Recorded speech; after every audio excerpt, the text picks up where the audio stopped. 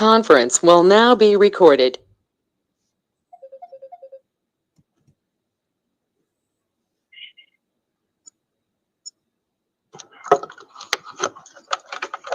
Islam, everyone. 1 second. All right. There we go.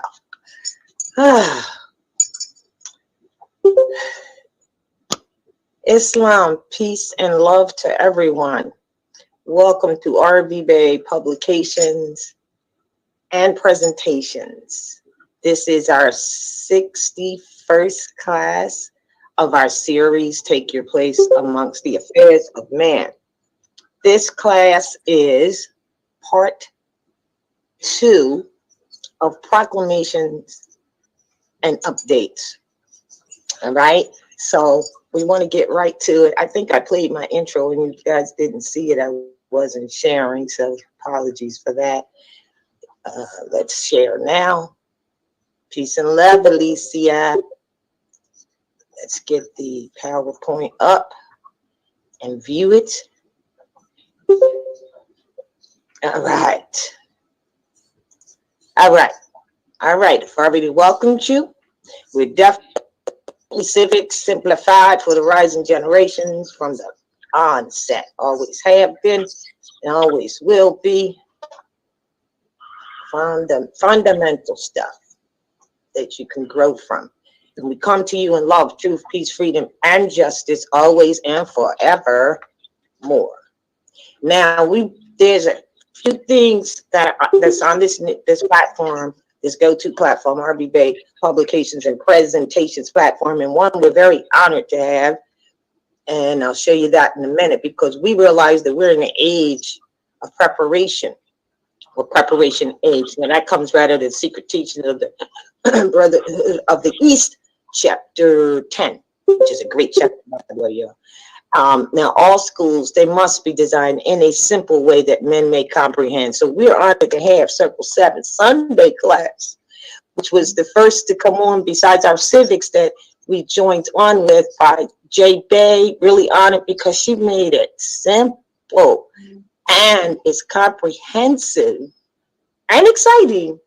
Great learning, great teaching, great format, you know. And guess what?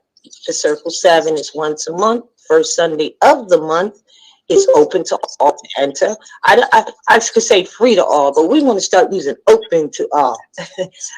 You know, so the link is on the RBBay Publication site. It's also on MHA's Eyes Wide Open Facebook page that we are now utilizing to post up our activities. So whenever there's anything going on, you can certainly find it there as well on the Facebook, all right? Post it. So it's this Sunday, chapter 13. I forgot to see what that chapter was called, but if Jay's on the line, maybe she can tell us. Are you on the line, Jay?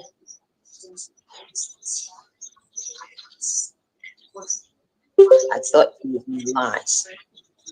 Maybe she'll come in before we're over. She could tell us. It is chapter 13. I just wanted the name of that chapter, and I forgot to look it up.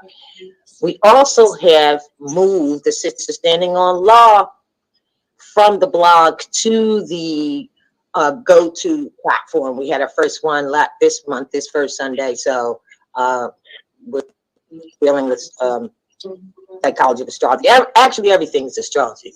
So is the Circle 7, everything. And we'll show you that also today with when you're told to learn government. We're going to show you really, you're learning astrology. You're learning the science of the universe. I know many of you think, oh, I'm learning, why are we learning the quote unquote white man stuff? No, we taught them, and we'll show you how that works as it relates to breaking down even the 3 parts of government: the legislative, the executive, and the judicial. So if anybody is on, can you please mute your phone or your computer? I wanted to make that statement first. As you enter, please mute so we don't hear your background noise. All right. So Sister Standing on Law will be, the first, has moved over. And we have Enlightened Asiatic with Sister Karima Bay, which really is adept lessons, whether you realize it or not. And that's the Sister Standing on Law, let me make that clear, is the 3rd Sunday of the month. Circle 7 Sunday is the first Sunday of the month. Sister Standing on Law is the third Sunday of the month. And then there's Enlightened Asiatic, which is the third Monday. Now, this class starts at 7, the Enlightened. Everything else, the Sister Standing on Law and the Circle 7 on Sunday is at 1 p.m. Our usual Wednesday classes that you're in now is at 7:30. But this class right here, Enlightened Asiatic, starts at 7 on the third Monday. And there is a contribution to get into that. And we'll be posting it also on Facebook for all of you who were on it last week. Or this month, really the third Monday. It's coming up again already. Time is just moving. This you can snapshot. That's everything that we have. If you snapshot that. I also added something new here. This right here. A lot of people say, what do I study? What do I study? Where do I begin? Where do I begin? And of course, that's kind of like up to you what you can partake in and how much you read and how you study. But on a very beginning level, it was really kind of hard to do this because on the right-hand side, you'll see a list of things such as unabridged dictionaries, etc. Ms. Raheem had made this up years ago. And then it was like, well, wait, we got to combine, divine and national. So myself and Minka, we went through and said, all right, they got to read chapter 1 of the Circle 7, chapter 3, the Unity of Life, chapter 5, the Tools of the Workshop of the Mind, chapter 11, reading the sacred books, 12, how to obtain eternal happiness, which, by the way, was last Circle 7's class. Last month was chapter 12. We're going to 13 now. Chapter 25, the Holy Covenant, which is an agreement. That's what a covenant is, of the Asiatic nation. 45, divine origins of the Asiatic nation. And 47, which is really the territorial jurisdiction that is explained. And I wish everybody would at least read that, because then we could cut all these noise about, well, this is really our Morocco. Well, this is a Mexico. Well, this is really not America, which is a bastardization of El Morocco. Read 47 and get clear with your lessons on how that happens. We already know what it is. The whole planet is Asia, really, when you think about it. So you have to read how that came about, and then that way you'll know what is what, rather than making arguments with people about, well, this isn't really America. This isn't really a Mexico. Oh, it's really Turtle Island. It depends on what time span you were in and what you were referring to at the time. So read chapter 47, because it's very clear. You might have to put a map. I have a map on the wall so you can connect all the dots. Read that, and we can kill the noise about even having those discussions between Moors about what is what, this and thus. All right. Then, of course, read the 101 questionnaire, and definitely read Divine Warning for the Nations. And then if you really just read everything, but this is just the start, because know that history and law can't be separated. So if you read Message to America from the Prophet Noble Drew Ali had published, well, guess what? It starts to give you all the historical ties, if you will, beyond, way back. That's how you will start. That's how you can start to learn to tie all that together. All right. So generally speaking, snapshot that, snapshot that and keep it with you. Nice place to start. And then we have to mention Cujo from his Love, Truth, Peace, Freedom, and Justice tour, lecture tour. Unfortunately, I don't know, I didn't get to talk to him, but I know something happened with flying. Not that he couldn't fly, because he was already in Texas the month before, but they had that thing where they shot down the Russian or Russia shot down an American drone or something, or I'm sorry, a U.S. Let me not say American, because we got to get straight that the United States of America is an authorized union company sort of operating on the American land, but everybody else in the world knows that doesn't mean they are the native born aboriginals here. All right, so the U.S. has having some issue, and I think it has something to do with that. You know how they try to hide stuff from you from flying. So he wasn't able to go to, I think it was Virginia. However, this is, matter of fact, I don't even know where this is. You're going to have to ask him. This is like covert, because it says, we are Moors, not BIPOC. Now, I just got this advertisement from him, so I didn't get to ask him what BIPOC is. So if he's on the line, I'm going to ask him in a second. Let me just finish reading it. We are Moors, not BIPOC or BIPOC, BIPOC.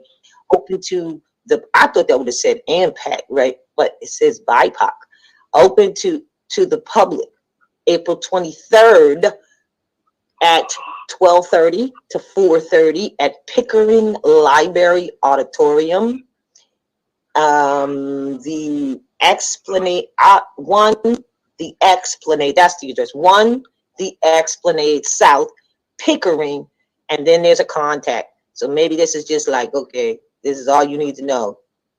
Contact Malik LBay@gmail.com.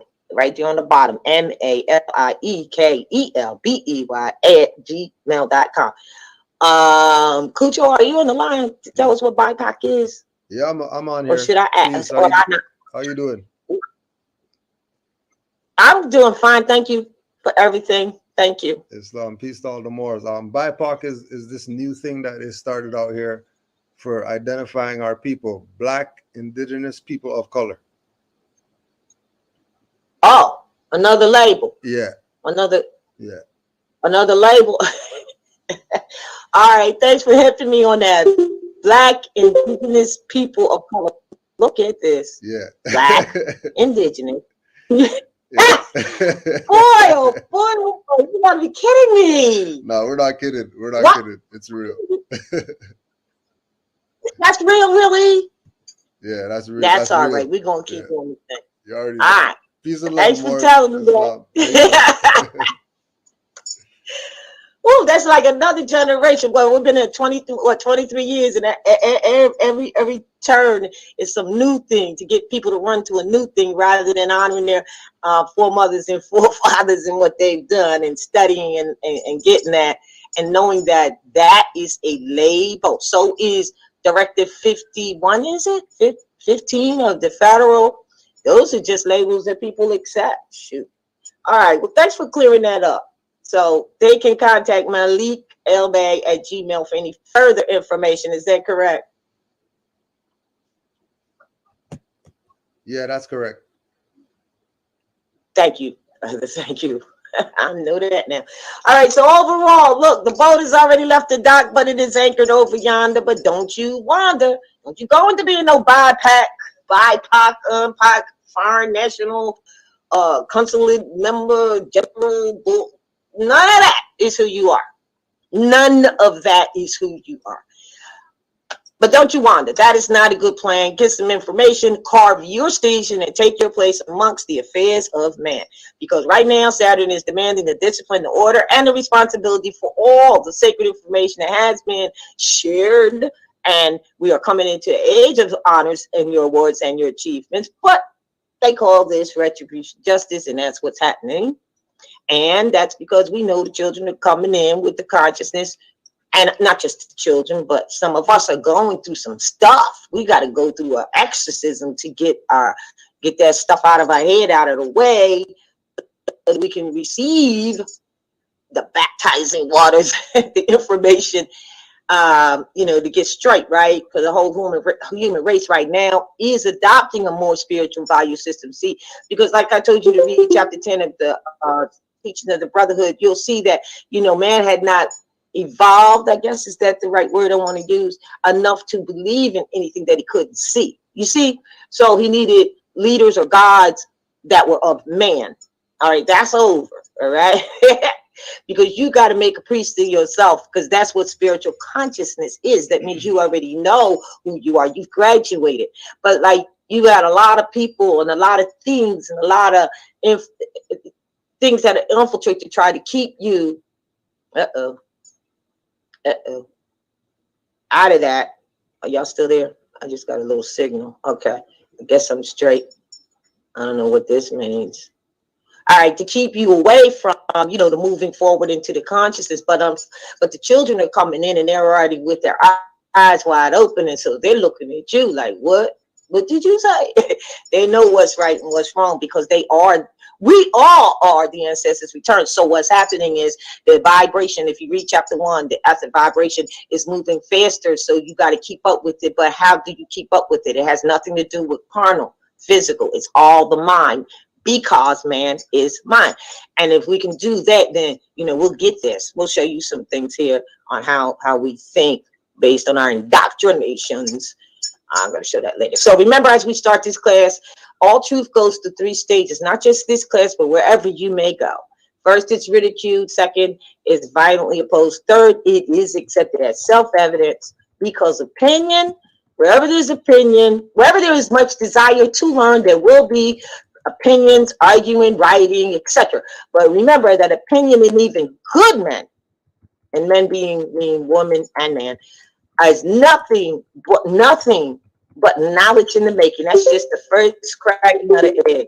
All right, to have the opinion, it's knowledge in the making. So therefore, the weapon against all of it is to know knowledge. Keep learning until it resonates with you.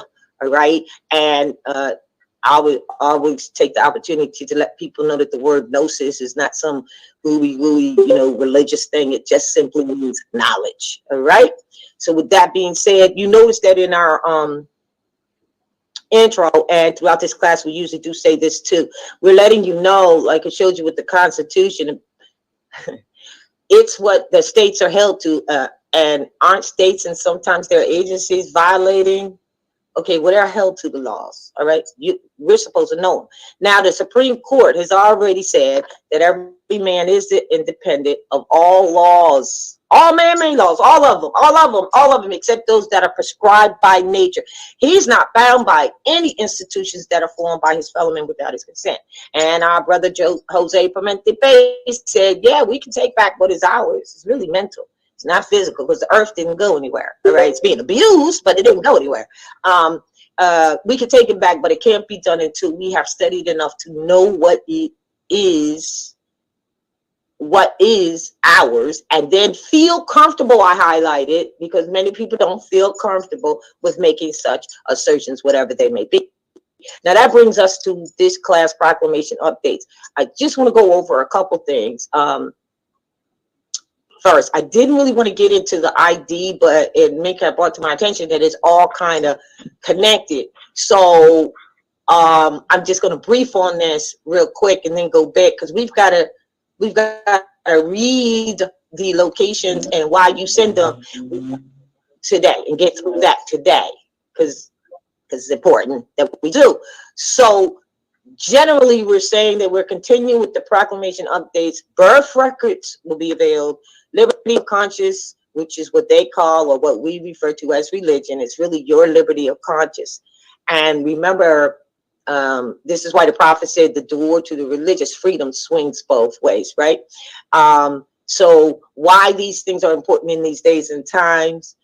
We've also updated the lawful notices, and we'll explain why, who to send it to, who not to, why not, and what's your discretion and why. How can you not know who to send to or how to deal with these entities that are trying to deal with you if you don't even know who they are, nor do you know what their obligation is? It's almost an impossible thing for anyone to know how to deal with something when they don't know what it is they're dealing with. We trust that when we finish breaking this down, when we finish breaking this down, you'll have that understanding, and then that understanding, they can't fall far away from their own obligation.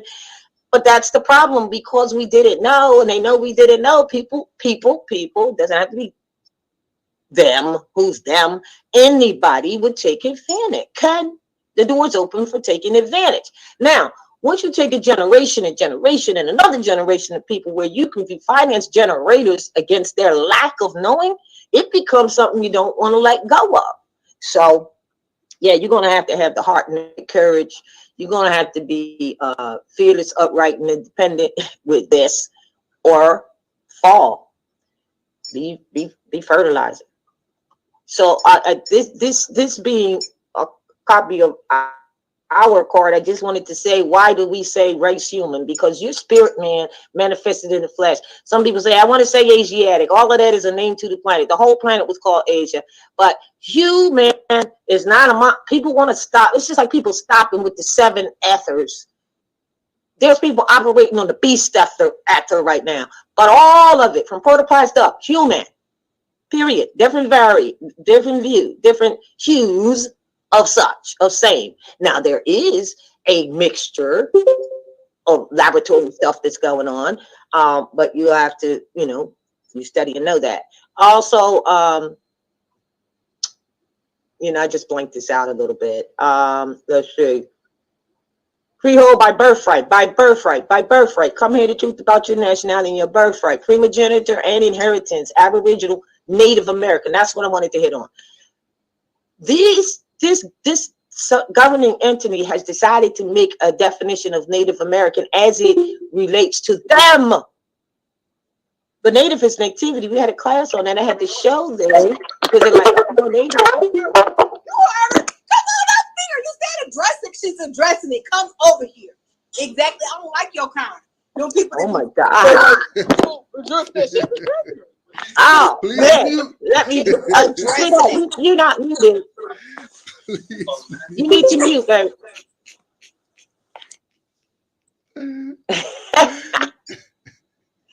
That's kind of funny. It's all right though. Peace and love. All right, so and the prophet affirms it. He says, look, y'all, it's only one race. It's the human race. Now, when you understand that you're the spirit, we're the spirit man and manifested into this earth plane of manifest. Yes. So now back down to here about Native American. They created a definition, and then people go and they look at that. You have to do more studies. Okay, heirs of North American national people. You already determined north, south, central, up top, what we call the ancestral estate, which is your status, and your state goes with it. It's north, it's south, it's central, maximum, Africa, America. Cover them all. All right. So now, heirs of North American national people of the land, divine law, United States Code of Law, that's where you hold them, and Title 22, Section 141. It's really all of those sections, but start there. Of a general and permanent character. That's powerful. Of a general and permanent character. All right. Not taxed. And then you refer to the AA 2241. There's no jurisdiction on that. And then Article 1, Section 2, Clause 3, and any treaties. So, essentially, the nationality card covers everything. But in law, they say it is, if you don't have what they want you to have 2 of your own. So you could get the student card or the travel card, and it's a secondary ID, and that's law. But let's go here. I just want to hit on this real quick. The driver's license instrument that everyone has had all this time up till now has been adjusted to say what you see here. What does it say? It says not for real ID purposes. Why? Because it never was an ID. We've been telling people that for forever, but it's all right. They're now telling you. Why are they telling you? Because the federal management company, I'm going to call over all the states, have told them that they have to come up with a real ID, because this driver's license instrument does not belong to the states. It is from a federal program called the Public Transportation Program. It is for those who are behind the wheel, right? Carrying passenger, goods, cargo, period. End of story. If you read the whole program, that's what it is for. It is not for natural people. So time has come where they're like, you have to stop using this ID, this driver's license instrument, as a state ID, because it is not. The state administers it because they're contracted or funded to do so, to administer that program. And they're telling them, you got to come up with your own ID. Problem is, they can't come up with national ID. I'm going to show you why in a second. Because they're not nationals. And they're telling them, look, you got to stop using the driver's license instrument as an ID. That's really what's going down. So now they're trying to come up with another ID that they call the enhanced. It's two different ones. One's the enhanced, and the other one is triple enhanced, whatever that means. The one that's triple enhanced has a star. Y'all hear me? 5-pointed star on it. Now, what's coded in that chip? Who knows? Who cares? But I'm telling you what I read, what I seen, because here's how it is. This is the one. There you go. See the star? That's the new one. Sometimes it'll be a star without the background circle, but that's the new one. That's the real ID. I wonder what's in there and how they'll be following and chipping. But it is what it is. Now, we did a class that told people how to read between the lines of all things. And here's what it says. I took it through an excerpt for those who are concerned. I don't have a real ID. Travelers who want to board. I just took a couple excerpts, y'all, to just make a point here. Travelers who want to board an airplane will soon need a star on their. Now, let me say this.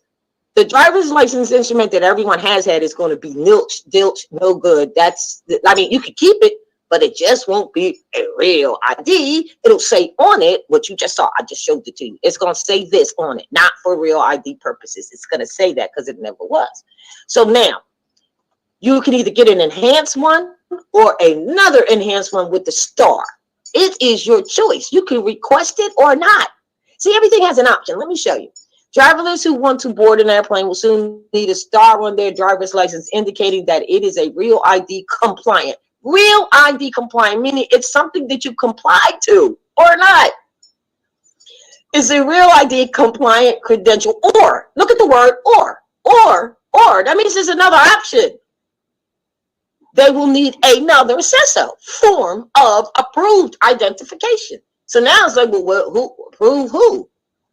But right there's an option. So stop fretting about all this new stuff they're coming up for their citizens who subscribe to be, which may not be you or not. It's up to you because it's real ID compliant. Are you going to comply? You don't have to. They're already telling you that. So then I took another little excerpt. It says, otherwise, you will need to use a valid U.S. passport. Oh, so the U.S. passport, so that has nothing to do with nationality or natural people either, because if you got one, and if you have one, that's fine. Open it up, look on the inside left cover, it says nationality, U.S. You already know that's not a nationality. So signing into that means you're an agent, not an agent, you're a diplomat or ambassador, or you traveling as a representative of the U.S.A. That's just what it means. I don't care what people think. That's what it means if you do it. So then it says, otherwise you will need to use a valid U.S. passport or another federally approved valid form of identification. So once again, we have an or, meaning there's an option. So this is what we're saying. Read what it says. Or another federally approved valid form of identification. Now, what does federally approved valid identification means, I don't know, but we do know this about the USC 1028, where it says that 1028 of the Title 18 designates 3 special non-federal identification documents, so this is the federal approving, so to speak, documents, and gives them preferred treatment.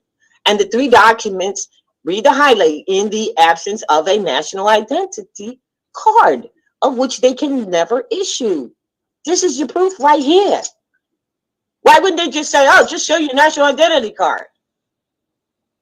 Because they're talking about their operations within their operations, which is fine and dandy, but you need to know the difference. So they're talking about those who are going to subscribe to this, or members of that, or federal employees, or whatever like that. They're not even talking to you. So it says we're using these to establish identity in the United States because they can't issue you a national identification card. They're telling their own state, stop using the driver's license instrument as an ID. And then I'm not going to read all this, but we know what they are. It says it right there: birth certificate, driver's license, and personal identification card. Peace and love, Mink. Yes. But I just want to make a slight point while you're right there. Yes. Where did you say that it was valid at? Oh, on this one? Yes. No, it says 3 special non-federal identification documents and gives them preferred treatment. That these 3 documents, in the absence of a national identity card, are the prime means by which an individual establishes his identity in the United States. Okay. Oh, pardon. You were about to say something?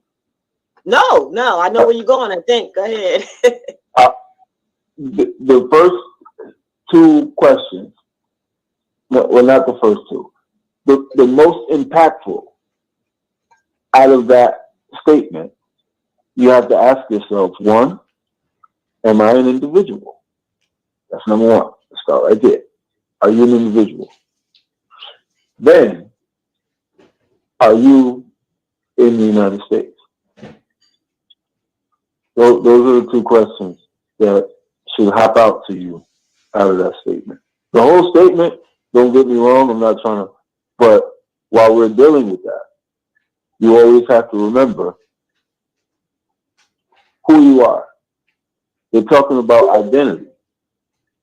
We know that there's a demonstration with self-identity. So now, are you agreeing to be an individual? Because you're letting them know that that's your identity.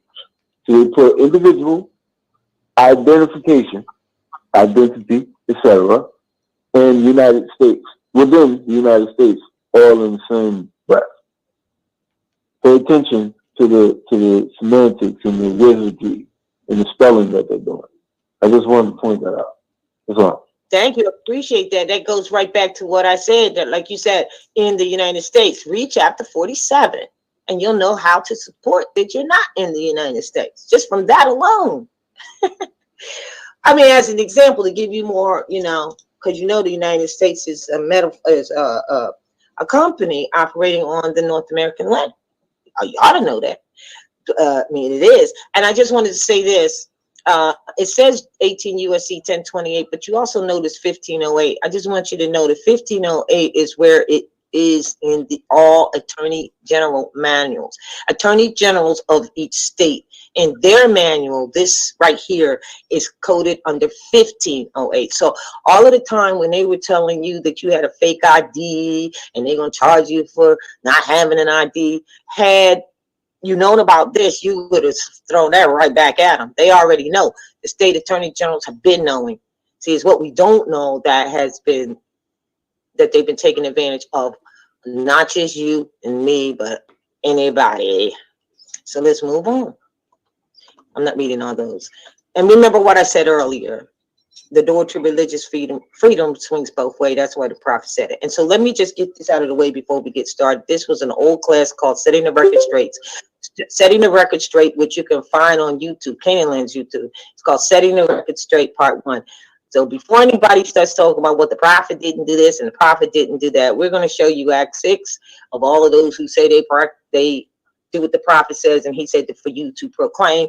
And look, I just put in a synopsis about the temples that have been infiltrated a long time ago. However, the Moors Divine and National Movement of the world is going on, provided there are active Moors acting and doing out of love, truth, peace, freedom, and justice. The institution, the building, the brick and the mortar, and the institution, and what they're supposed to be going by, it is clear that it's been infiltrated. You don't need anyone to tell you that. But then again, you do if you come in there new, because you're like, oh, I'm going to go to you're just like me. I'm going to the temple and I'm going to get all this information. I'm going to be the best that I can be, and etc.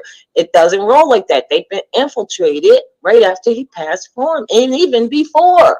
And he told you that. So basically what happened after he passed form, I'm just going to cap this. Let's continue. The MST one over here, MST one over there. The Grand Sheiks shake hands, right? Under the guise of let's continue to do the prophet's work of uplifting fallen humanity and building the nation in the principles of love, truth, freedom, and justice. But out of greed and wanting title and not following the prophet's work, you end up today with what? What? 2 temple number ones, MST of A. Somebody mute, please, right now, because the pillar principles of love, truth, peace, freedom, and justice, they were what? Abandoned. Just like people want to abandon right now this, this land and become Moroccan states and go backwards and stuff, and foreign nationals and consulate courts that have been disbanded a long time ago. All this stuff because we don't know what we already have, right? Obviously. So it was abandoned, and the proof, I said in the proof, all 4 squares there 4 times, that they were abandoned is the fact that you have 2 temple number ones right now as we speak in Chicago. They couldn't get it together. One does things one way, one does it another, and want to get all over the people for them not following the prophet when they're not following it. So until they can straighten that out, it's called what? Confusion supreme. Forget about it. Let's move on. Put that in your pocket. Check it out for yourself. Now, let's talk about this for a quick second. I want to get rid of this pen, and I'm not sure how. Okay, hold on a moment. I'll use the arrow instead. No, I'm out. I just want to say this. To swear, affirm, perjury, and truth.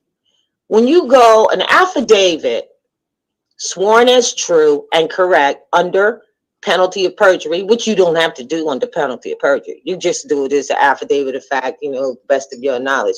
But just the point here that I'm making is penalty of perjury and has full force of the law. It has full force of the law. It does not even have to be verified by any notary republic. We told you that 3 signatures make something witness.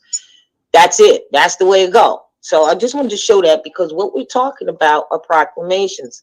Proclamations are declarations and judicial notice. That's what we're talking about, right? Something that you are affirming to, not swearing to, but affirming to, affirmation. So now I'm going to skip this for a second because we are going to be doing a religious document.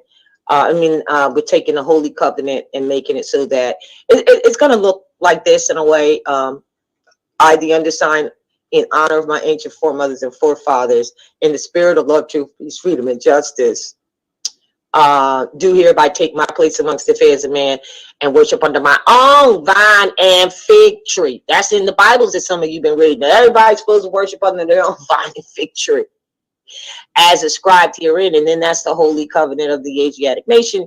You sign it, we'll seal it. And you can.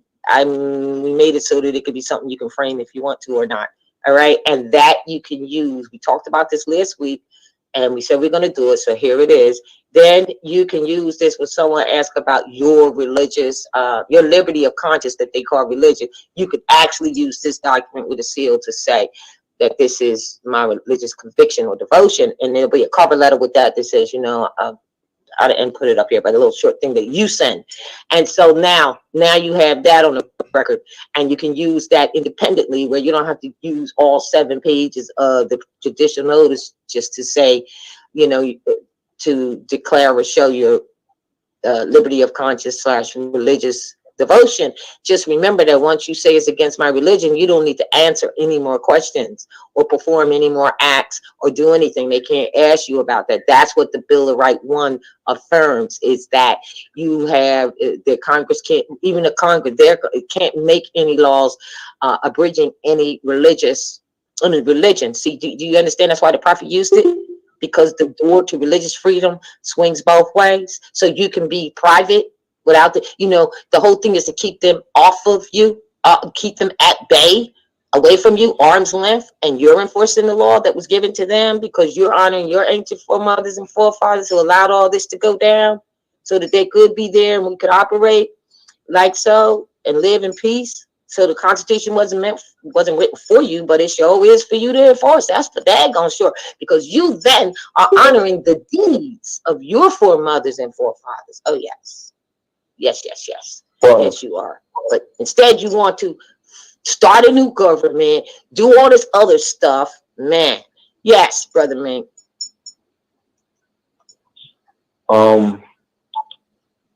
I just want to emphasize something while you're right here, since we're Yes. like really trying to drive home the proclamations and the declarations.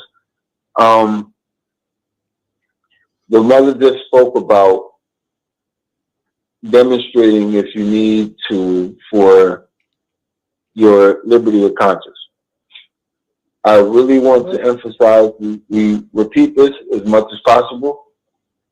I really want to emphasize, we do not recommend at all whatsoever for you to send or render to anyone the whole proclamation unless it is absolutely fitting to do so, which would more than likely only be for some kind of lawful demonstration, like with, battling or a court demonstration that's based on the right to travel. That's the only way I can really see that all of them would need to be demonstrated, aside from these 9 locations, because the right to travel is in there. So if you going to demonstrate and they trying to mess with you and your babies, they don't need to know anything about the right to travel. That's irrelevant. That's so just keep those things in mind when you're demonstrating this. Don't just fling these papers around. Really, really dig into them and know what each one is, and know that there are writs inside of the writs that encapsulate the whole thing. So keep that in mind. I wanted to touch that as you were going. Yeah. Part. Yeah, that's okay, because it used to be done in like 5 or 6 different documents. And that reminds me of something else when you said rights and like substantive. When I told you on the card that we have, what does it say? It says substantive birthrights. That means all of them. All of them. The right to travel is actually included in that. All of your substantive birthrights. And the other thing is that if you do want a card for your child, then the mother is a little framed a little different, but the child doesn't sign it. You don't need the child's thumbprint or any of that, but the mother's autograph, not the father's, the mother's autograph must go on there, because the condition of the child is based on the condition of the mother. We're not going to violate that law, that principle. We're not. All right. So what is let's get back to where we were. So right here, we did this the first class. I'm just capping up. Act 6 says with all members must proclaim their nationality. And if you go down a little further, and it tells you why, because you've been all those brands. Now we got a new brand called BIPOC, Black Indigenous. Shucks, I forgot already. Black Indigenous people of color. That's a new one. We want to be everything but who we are, meaning failing to honor our foremothers and forefathers is what we're doing. And even those of you who have come out of the church and the Bible, which is really our ancestral writings, compiled all incorrectly, and some of them aren't even written correctly. They're just in a testament that someone has. It says that you must honor your mothers and fathers so that your days are lengthened on this earth plane. We already know that. So here we are honoring all of these brands. And that's why the prophet came and said, yo, you're not none of that. You're none of that. So, but then it says in the same act, it says, and now in these days and times, you must proclaim their national names to be recognized. And this is where we are. So these proclamations, it doesn't matter what the USA or anyone else is doing. It matters what you're doing. No matter who's in that seat or going to pretend to be in that seat or faking and fiending in that, wherever they are, whatever they're calling themselves, it's not about them, it's about you. being clear. Why? Because this is about your relationship to the rest of the community, which is what the definition of status means. It's not just a mere relationship, it's a lawful and legal one. It's lawful and legal, because everything that's legal doesn't mean it's lawful, because legal is the form, what they end up writing in the paper. It might not be lawful. But if it's lawful and legal, hey, cool. If it's lawful, it's legal. So it's about your relationship to the rest of the community, no matter who makes presents. Because right now they get ready to make holograms, makes presents in the sky and stuff. You have people wanting to follow that. Whatever. So let's get down to this and understand that the Zodiac Constitution says that clause 2 And Article 2, Clause 2 says the Moorish American nationality and their surnames, which are Bayonel, now they use sir, but their titles, you know this, are their inherited birthrights without a legal due process of lawmakers of the Union Society, which is the U.S.A. Because what our Moorish forefathers were, we are that today without a doubt of contradiction, and that is namely Moorish. So with that being said, I am going to pull up, this is what I wanted to do. Oh, and by the way, when we went over all the executive, judicial, legislative, executive, judicial forms of government, anybody who breaks those rules, that establishment, is warring against the people. So that means if there is right here, anyone who denies or abrogates the law of the land is the lawbreaker. Taking the oath to the Constitution is what gets a government official, trustee, public servant in the seat in the first place. Failure to uphold the law and the oath to it, and any violation made against the law of the land is warring against the people, regardless to who they are. You know, like I said, we're to hold them against this agreement, this compact, while operating on this land in that position and in the positions of government that they say they have, right? At least to enforce it against anybody who's trying to use it to violate against you, when you already know, you ought to know they ain't even using that correctly, because they're violating and then want to turn around and violate you, and they're not even talking to you. So it's very, very important. So there's a case law that says no state legislator, remember there's only 3 parts of government, no state legislator or executive or judicial officer can war against the Constitution without violating his own undertaking to support it, because they all have to take an oath to this right here. You hold them to that. And firemen, it don't even matter. All of them take it. I just had a friend that's getting ready to run, an associate, someone I know, let's put it that way. He's getting ready to run for a councilman or something, because eventually they want to run for mayor or some crap. And they asked me to copy their stuff that they have to submit. Right on it, I meant to scan it in and take their name out so that I can show and prove to you. But maybe next week. Right on it, it says, I, so and so and so, do solemnly swear to take an oath to, listen y'all, oath to the Constitution of the United States of America and the Constitution of the state of. It was right there. And guess what? They're running for office and they didn't even see it. That's right. I had to pull up the Constitution, go to Article 6. Like, you do realize you're taking oath to 2 separate constitutions, right? The one that all states are held to, and you're taking the one to the state itself. It was allowed to make statutes and what they call law for the people who subscribe to their state. But it says in the mother constitution, the organic, it says, well, guess what, states, if you make up a law that violates this constitution, it doesn't have standing. See, now, when you have politicians, government officials, or whatever you want to call them, running in positions such as what I said, and they don't even know that, let me tell you, you better know yourself, because that's how you keep that straight. It's a sad, sad occasion when they take, and look, I'm looking at the paper that they got a sign saying that they're taking it, and I had to show them. That's how bad it is. So we got to get on the good foot for real.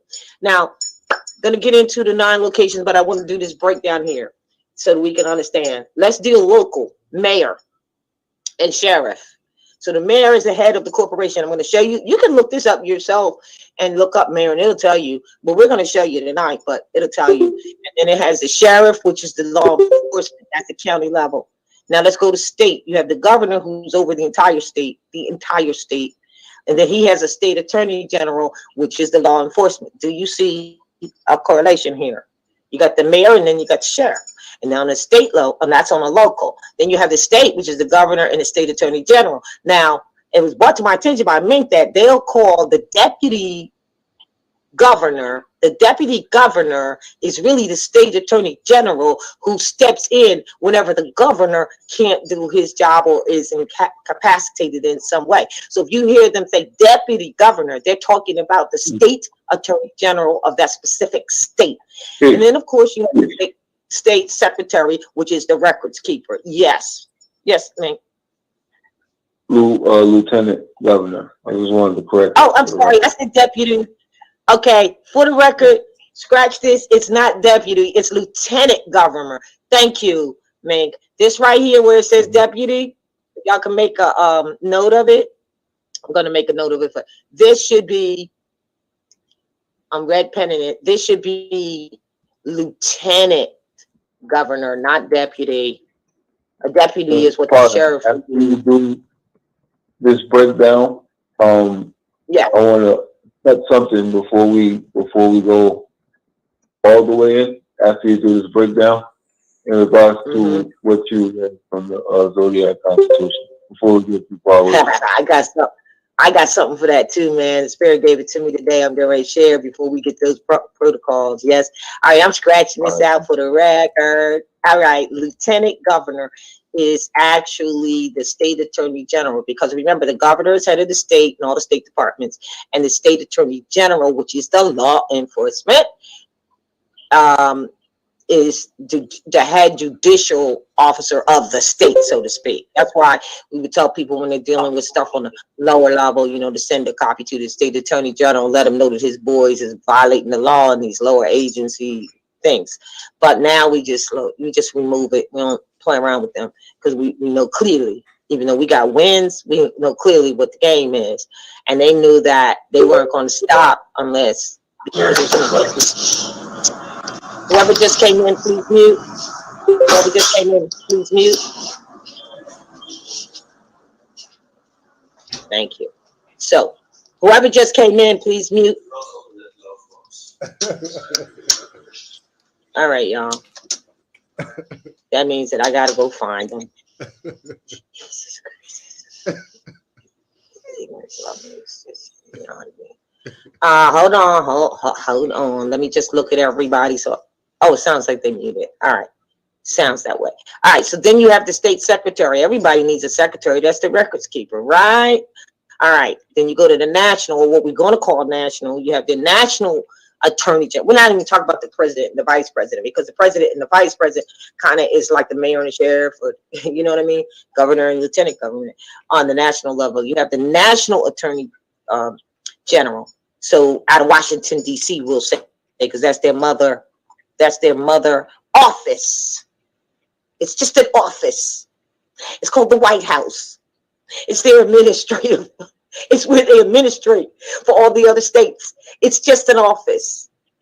So you'll find them out of that office, so to speak. So when we say attorney general, state attorney general, we're talking about the 52 states, but at the same time, they'll call the national attorney general the state attorney general for on a national level, but we're going to say the attorney general DC and the secretary DC or White House, the administrative home office, their home office, who is over and above all the rest. And all of them taking oath to the Constitution. Every last one of them.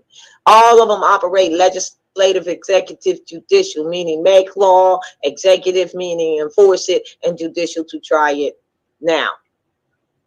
Or judge it, right? UDOT, they're nothing but executive. That means they're executing the law that already exists. Meaning anything new, they're not talking to you.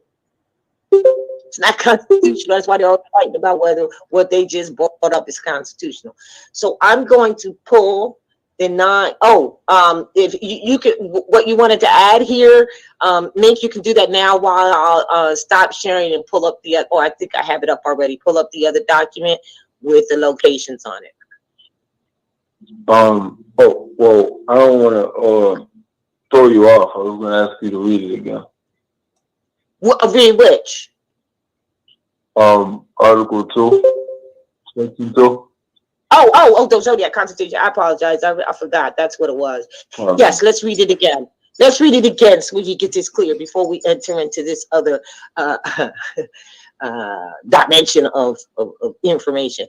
The Moorish American nationality and their surnames, Bay and Ill, are their inherited birthrights without a legal due process of the lawmakers of the Union Society, U.S.A, because what our Moorish forefathers were, we are that today, without a doubt of contradiction, namely Moorish.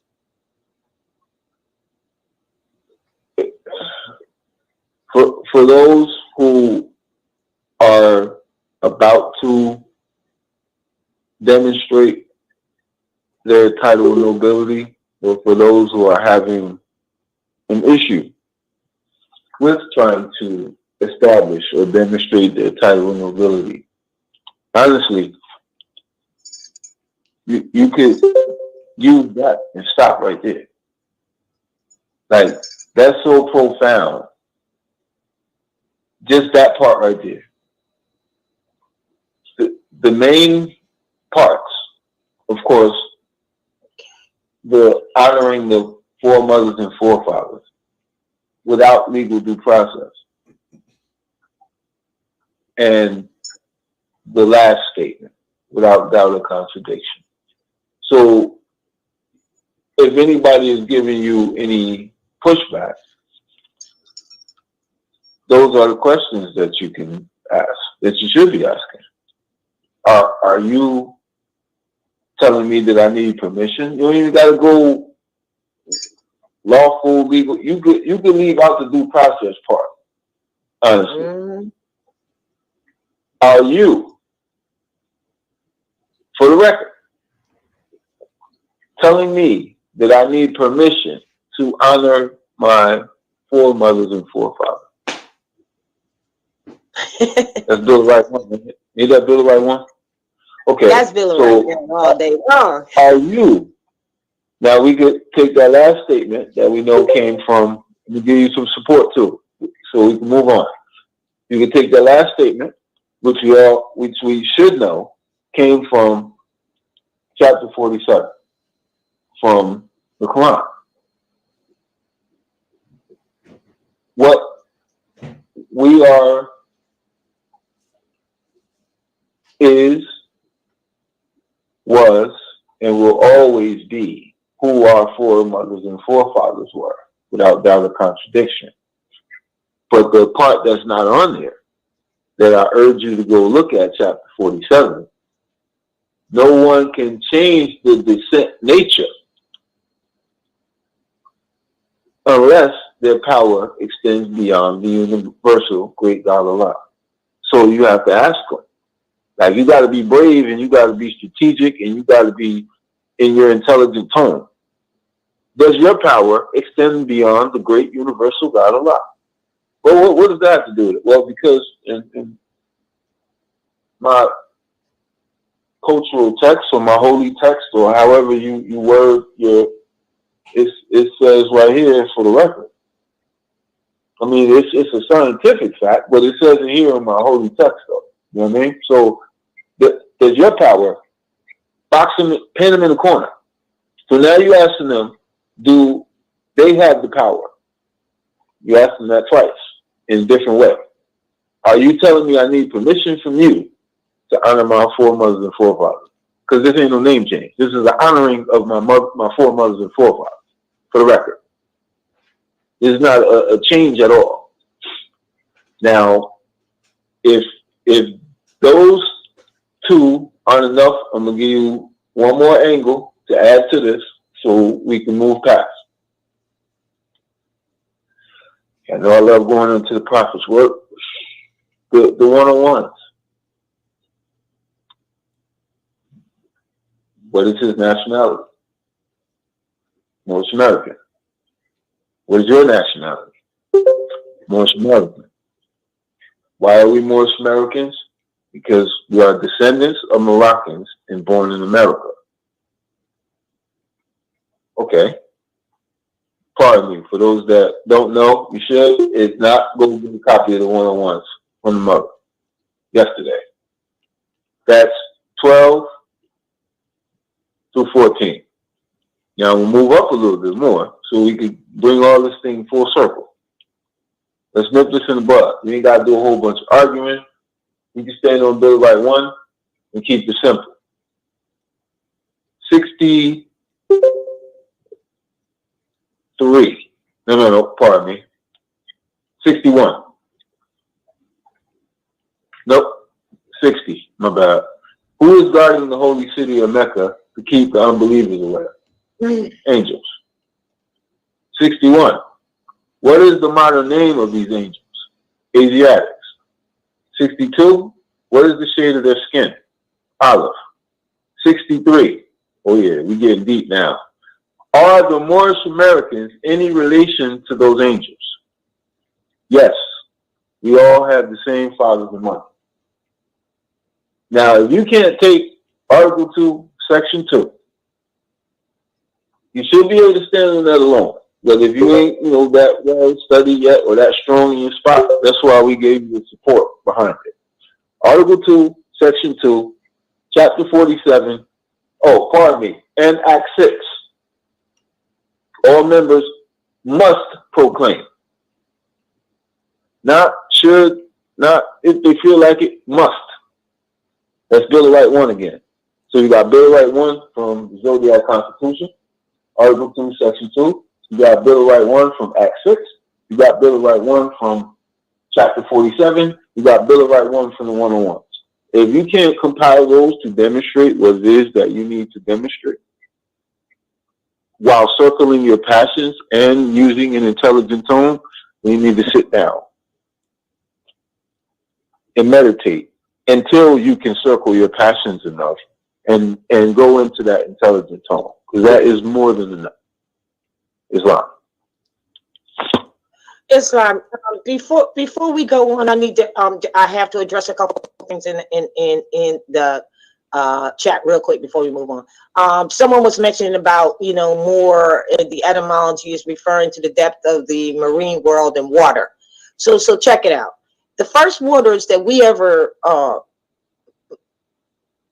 moored on, because this is where we're coming from, is the waters in the 7 stages of development in your mama's womb.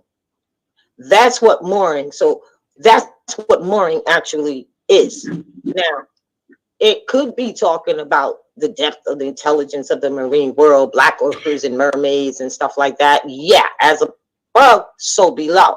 But in coming through here and the portal in which you came, your first mooring was already done in the waters of your mother's womb. So we're the first to moor, if you will, the planet. And then therefore now we're talking about the earth and the waters under the earth, etc. And the black orcas and the whales and whatever else, and the mermaids and whatever else. So that's what it said, and that's what is meant by that. I think they said the etymology of moot, but I think they meant more and made you off. So that's the mooring, and that's why even on the earth plane they were called marshlands, where the water hits the earth, so to speak, in certain like lake areas, and it's related to boating, because like I said, that's the 7. That's the water we moor first, and we need to stay there as opposed to someone study. Not that you can't study the marine world. I ain't saying that at all, but it's just that we always leave out mother and where we came from, and there are 7 stages of development in the waters of her womb. We always leave that out and start talking about the other external without understanding the portal in which we came through. And the other thing is that USC and UCC, yes, they are 2 different things. We did a class number 59 called "Let's Get Straight with the Treaty." That is also on Canaanland Moor. Like the past month, we've done all free or open classes to try to set some things straight to move forward in our regularly scheduled classes. So you'll find that on there as well, if I'm not mistaken. No, 58 was, can you be a state citizen national? Hell to the no. And we wrote that down. That's a new thing. People want to take this national estate domicile, and this national estate and a national domicile, as they'll call it, and break it up into divisions. That's what they did when they came over here and started trying to claim it with fictional lines. And so it's a whole estate. And a national domicile cannot be divided like that.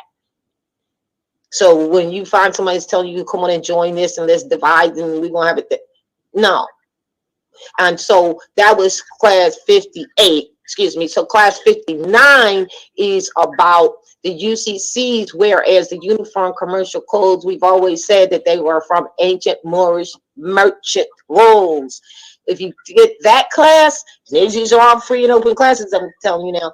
Number 59, it'll tell you where the Uniform Commercial Codes came from. They came from the city. All right. And trade and merchants. So they are commercial as it comes. The USC, so UCC is Uniform Commercial Codes, and USC is United States Codes, meaning the rules and guidelines that they can and cannot do. Period. So they are two separate things. So we can kill any misunderstanding where that may be concerned. And then lastly, and I'm not even sure how to answer this because we didn't even really mention the president, but it says that the highest, the postmaster, I remember people were going on there's another one about on the local level, what role is the city manager? Well, the city manager is a position that they gave. They might call the mayor a city manager. See, this is where when we finish describing what they are, you'll be able to tell whether that particular, some locations don't have a mayor at all. They might have a city manager, but they don't have a mayor. You'll see that. And so therefore the sheriff, the judge becomes the mayor, if you will, and the sheriff becomes the enforcement. So it depends on what their structure is. So that's what that would be. Yes, go ahead, Mink. Because the last thing, Mink, is a postmaster. That the postmaster was the highest. Postmaster General is the highest office, higher than the president. Now, the Postmaster General is on the same voting ballot or what ticket as the president. And does something need to be sent to the Postmaster General? And how does X-ray relate to declaring I'm age of majority? Okay, well, first of all, you need to go know that minor does not mean age at all. See, when they call you a minority, okay, that was another class. What class was that? 58. I think it was 58. Facing the current. Okay, go ahead. You wanted to make a comment, Minka? The question about the more. Yeah. If I want to try to say this as respectfully as possible. If that question is for someone who's young and yet unborn, matter of fact, either way, I want you to take heed to what the mother just said. If that question came from somebody who is not young and yet unborn, and you're trying to solidify or substantiate whatever agenda you have or whatever ideology you're pushing, I want to bring you back to what the prophet stated about those who lose faith in what he brought. He said to turn in your button in Fez and return to the state that he left you. This is what the prophet brought.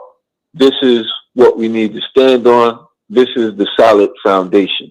There is nothing outside of that. We could keep coming with the half ain't been told, and the prophet said he wasn't going to tell us everything, and he's going to go back to sleep. He did not come to teach us that we were more Samaritan. For us to go in the opposite direction of that. That does not make any sense whatsoever. So if you're actually pushing that ideology, and I'm going to just revert you back to what the prophet said. If you lost faith, the idea of nationality. Why don't you push your agenda? This goes to anybody that's pushing that. Why don't you take your agenda and go do BIPOC, or whatever that is. Take nationality off the table. Because, huh? No, I hear you. I hear you.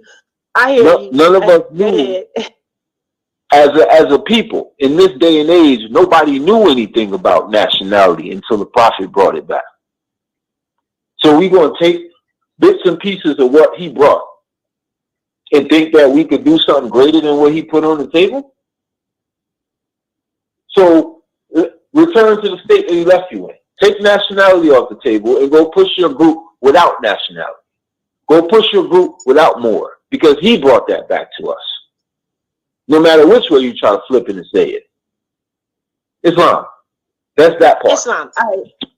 It's cool. All right, now, as far as the celestial, I got to clear this up to the sister. Celestial navigators, Moors in association with maritime UCC codes merchants. I didn't say that. What we're saying is the UCC, Uniform Commercial Codes, is what they established based on our activity. That's what I'm saying. From a scientific standpoint, yes, we're Moors, typically, but where is the political jurisdiction for just the term Moor? Yes, we're Moors. Again, we're, like we stated before, we're Canaanites, Hittites, Amorites, all the above. But where are we, those things politically, in this day and age, right here, right now? Right. So yeah. So be real clear about that. So at first I cleared up the USC and the UCC, but I think someone misunderstood and thought that I'm, saying that the UCC, that it's all associated. No. Know this. They learned nothing and everything except for what we did. Our duty is to know what our foremothers and forefathers did, so we can know how to relate or disassociate. So I wanted to be real clear about that right there. All right, now moving along. The mayors and the managers and all of that type of, like, and the president versus the postmaster general. I mean, what does the job description say? It is really not that difficult. Like a mayor is the CEO of is a manager above a CEO? Never. Unless it's a place that doesn't have a mayor. The postmaster is the courier. So is a courier above a CEO? Because the president is the CEO of their corporation. The last time I checked. So is a courier. Okay. Like we gotta really, No, go ahead. No, I'm glad that was the last thing I wanted to cover. And before we move on, but thank you. Go ahead. Use our minds when it comes to these things. Like, all we have to do is read what their description is. If you go to McDonald's, they got a general manager. Of course, they got CEO, but let's bring it down more local. They got general manager. So is the general manager above the store manager, or is the store manager above the general manager? Correct, but we can't say anything until we read them right now. Let's get to reading them, and that question about. All right. Yeah, well, no, I mean, you addressed it. I didn't know why it came. You gave the right answer. Let's move on to show the definitions, because one in the second one, where it comes to sheriff, it depends on whether they have a mayor or not. But I like your description. If someone says city manager, well, that would absolutely be under whoever. I mean, it would depend on whether they had a mayor who is the CEO of the city. So he must choose a manager, unless it doesn't even have a mayor, or it doesn't even have a sheriff. Then it goes back to a different process. So you have to know, but we're going to go through all of that. Let's see what we're going to do right now.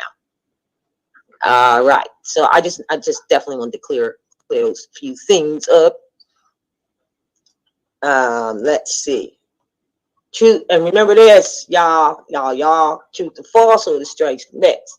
You choose which side you're on. Are you on the truth side? Or are you trying to strangely mix the falsehood and not know how to separate the two? Because that would be a problem for all of us. Certainly would be a problem for you. All right. So let me show. I'll discard the incantations. Let me go here. And let's go here. We were working on this last week, and we're going to continue. We went through, I just want to say this. This is important. When we talked about these three branches of government, when the prophet told you you need to learn government, do I have your ear? He was telling you to learn natural law. He was telling you to learn cosmic law. Because these three branches of government is really astrology. For real, for real, for real, based on the same principles. Because some say, we got to learn government.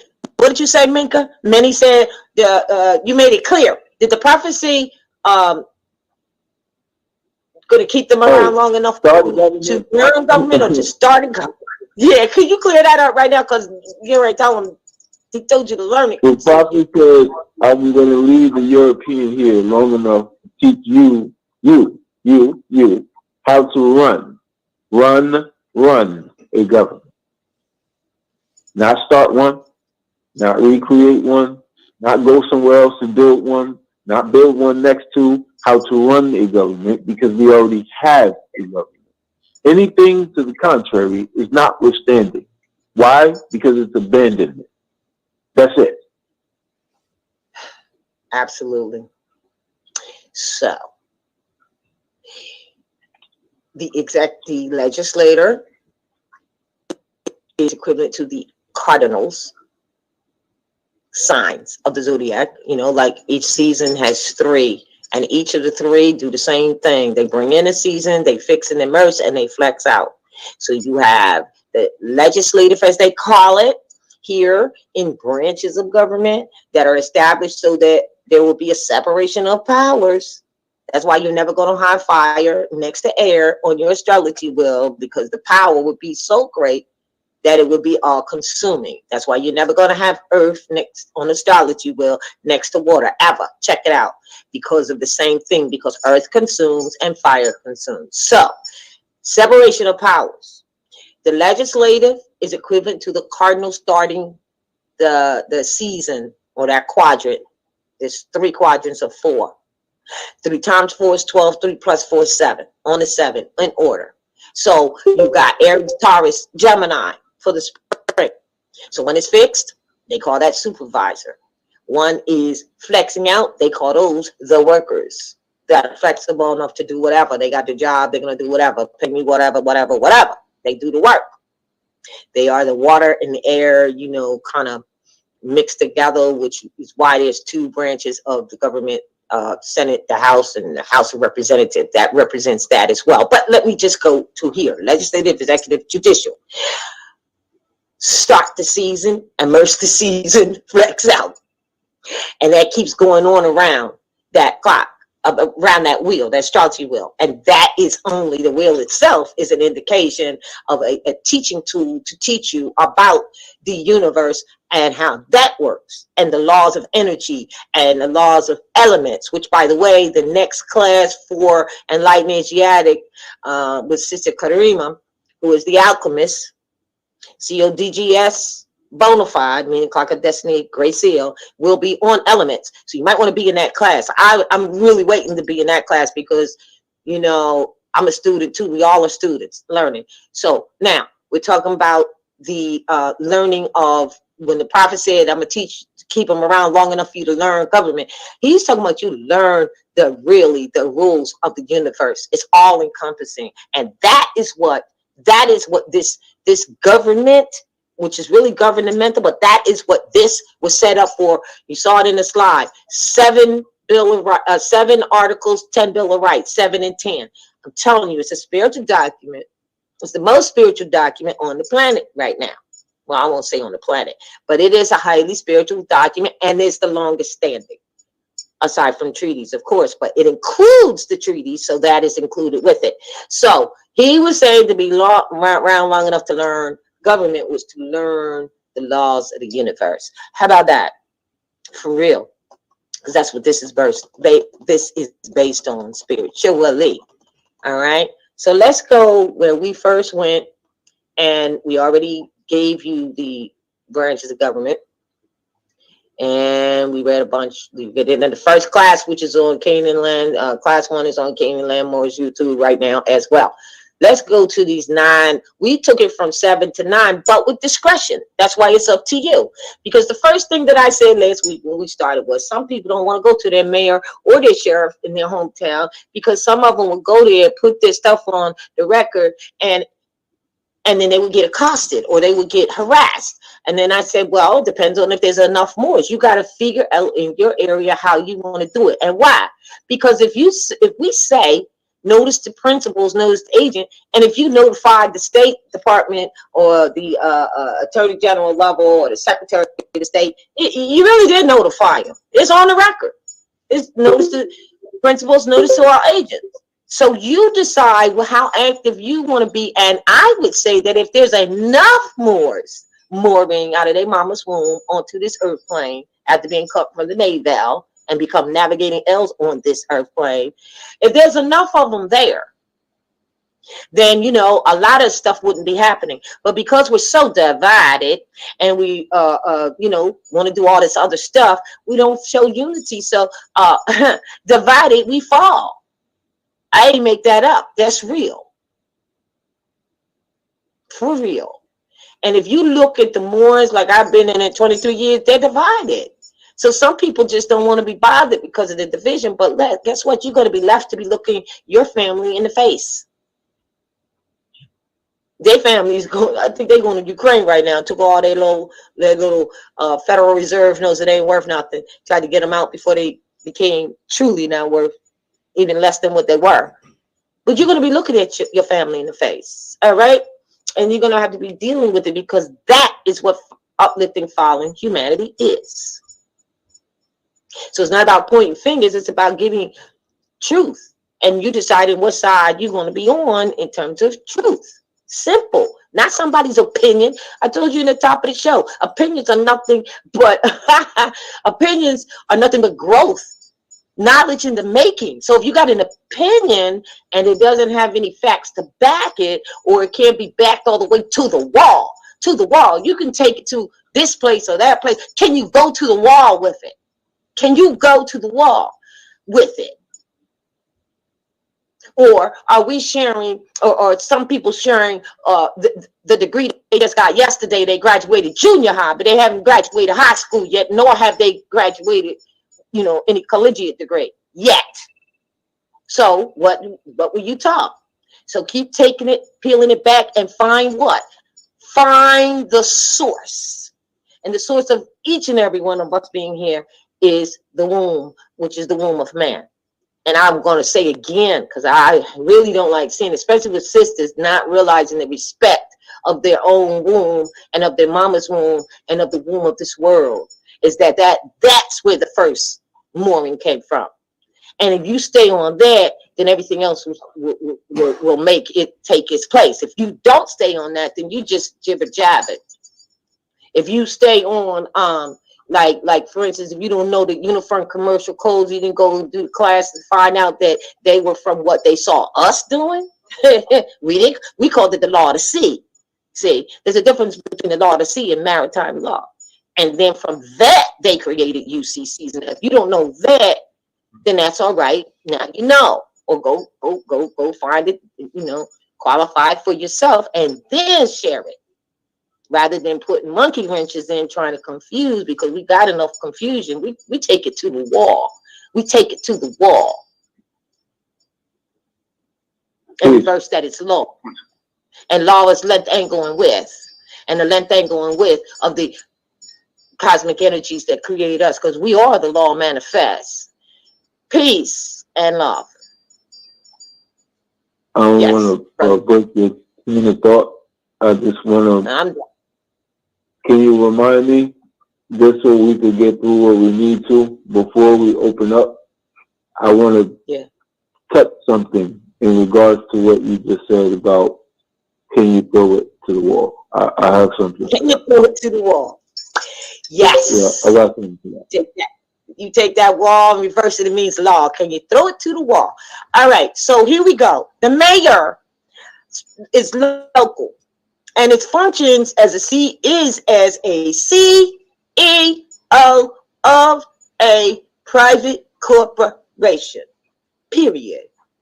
So the city that you talk about managing, or that little title, or the city that you think you near, around, live in, whatever, work for, is a private corporation. And the mayor is the chief executive officer. So if there were a manager, I would think it would come under the mayor, unless there is no mayor of that town, because there's a lot of places that don't even have one. Let's continue. The mayor is responsible for overseeing the day-to-day operations of the municipality. Maybe he hired a manager.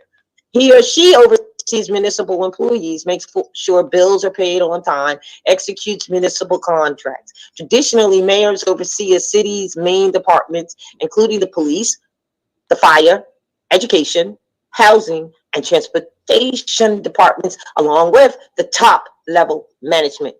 The mayor is responsible. I would think top level management is city manager. Along with the mayor. Yeah. Top level management. Yeah. I was going to point that out. You called it. Pardon me. Right.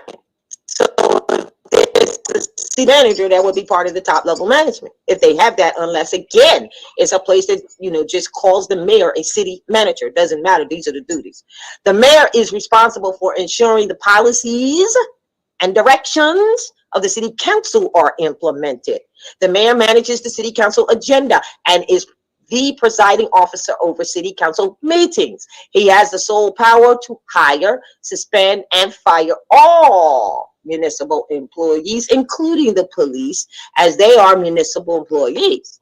A mayor's responsibilities vary depending on the local power structure, because some mayors in certain places, they don't have the power, the voting power in a council meeting. So you need to find out. So, I mean, you don't need to do anything, but just in case, we're putting it out there, some of them have a different power structure where the mayor doesn't have a voting at all in what goes on, because it's structured a little different. So that's why we want to share it with you, so you'll know, rather than saying, oh no, that's not how it goes. No, it can go that way. You check it out. In some areas where there is no municipality, therefore there's no mayor, the county judge acts as the mayor. You've seen that, especially in South. They don't have municipalities. They go knock on the judge's door, wake them up in the middle of the night to, for some traffic violation or whatever. That's why. So the county judge acts as mayor, and there the sheriff acts as law enforcement, or what you would call police. Did you get that? In some areas, mostly in the South. And that's why I played that sheriff clip for you, because a lot of the sheriffs across the land now are saying we ain't doing nothing that's unconstitutional. I was going to interject it here, but I'm not now. We're going to move on, but only because of time. So sheriff, let's get to the sheriff. The sheriff is county. A sheriff is responsible for law enforcement on the county level, ensuring that all local, state, and federal laws are followed.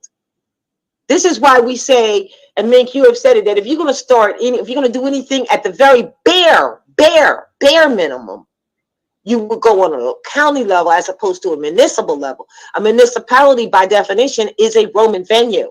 It is the seat of the corporation, whatever that city name is, incorporated.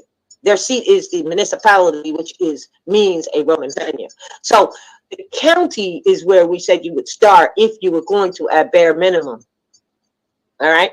So a sheriff is responsible for the law enforcement of the county level, ensuring that all local, state, and federal laws are followed.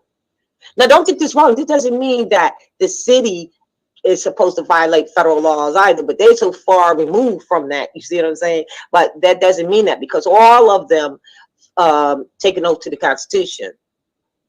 All of them. Like, even if you were a fireman, you got to take an oath to that. You know what I mean? Like, really, they all do.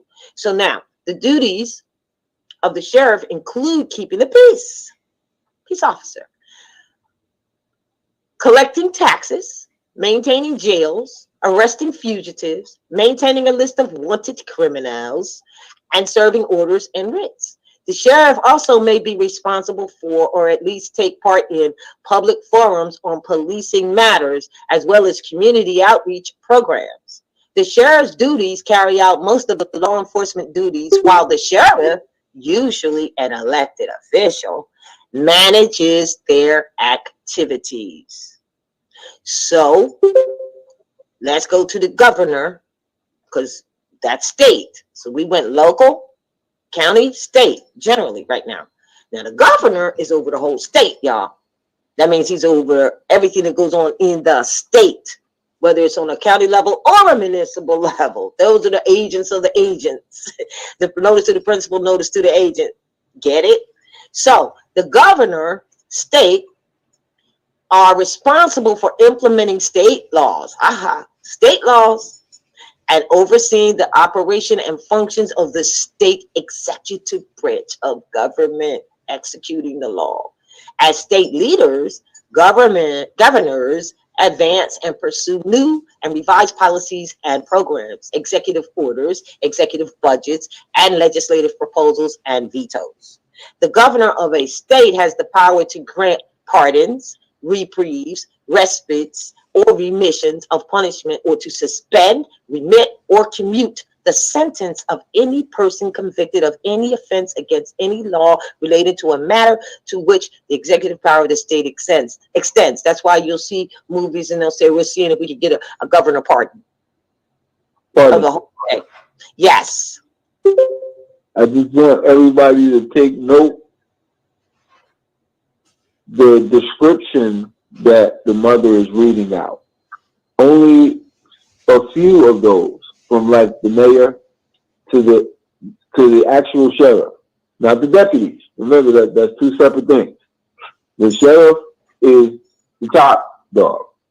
So from the mayor to the sheriff, or the county judge, or the governor, there are only a few of these functions that you actually see them execute. But their job description says that they execute them all. This is the correlation to notice the agent is notice to principal. They're sending their agents out to execute the function that the definition is saying that they execute. Yep. So pay attention. The sheriff, right. Just think about, the sheriff don't go out and personally and do evictions or whatever have you. You know what I mean? But that's a part of his. The mayor, when she's reading those out, a lot of those things, if you just listen to them, wait, that's what the police be doing. Wait, that's what that lets you know that they're doing it on behalf of this person, which makes them even more liable as well. Islam, thank you so much. I was just looking for my phone. I need a note. There's a note in there that I had to myself, but I'll get it. I need it. You got it? Very much. Now I get it later. I get it. Everybody, you could go out. Now we're gonna get to the next three, and then we're gonna go to the next. Well, first of all, we got state. We just hit state, y'all. We went from mayor, local, sheriff, governor of the state. He's over the whole state, including the state attorney general and the secretary of the state. Because you're going to see there is, a pattern here, as I said. So now we go to the attorney general. We got two attorney generals, remember? Attorney general of each state and then the Attorney General of their main home office, national, as they want to call it, which is Washington, D.C. State Attorney General. All right? So Attorney General, State Attorney General are the top legal officers of their state or territory.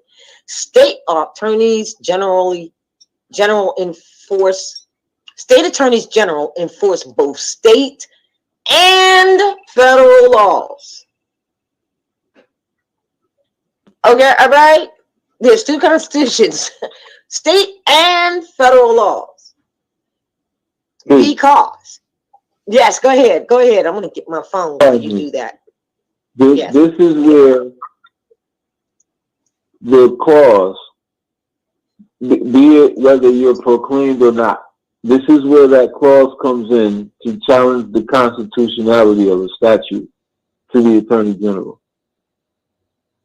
If you do that, it is on them to review what it is that you put down in your challenge to the constitutionality of a statute, because it is their job to uphold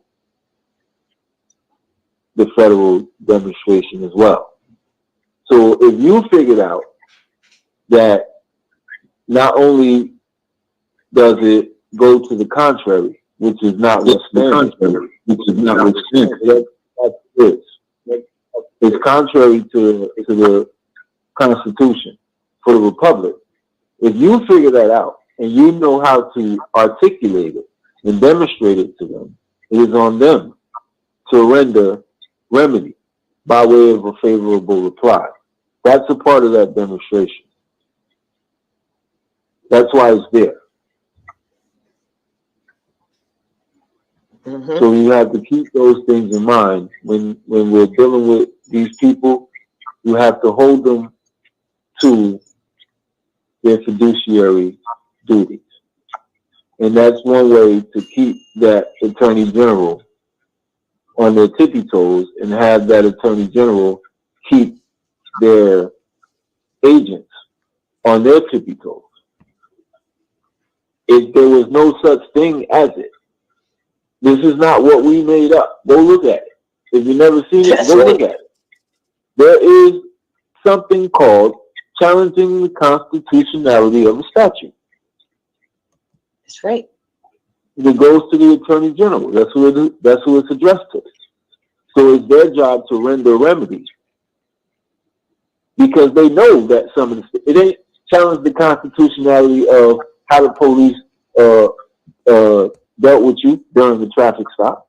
It's not challenge the constitutionality of discrimination. It is challenge the constitutionality of the statute. You mean that the whole system that you have set up in the state, from anywhere from jaywalking to speeding to, so there's something in place that actually says that we know that it's to the contrary and it's notwithstanding. But do you know it, and can you articulate it, and can you demonstrate it? Islam. I'm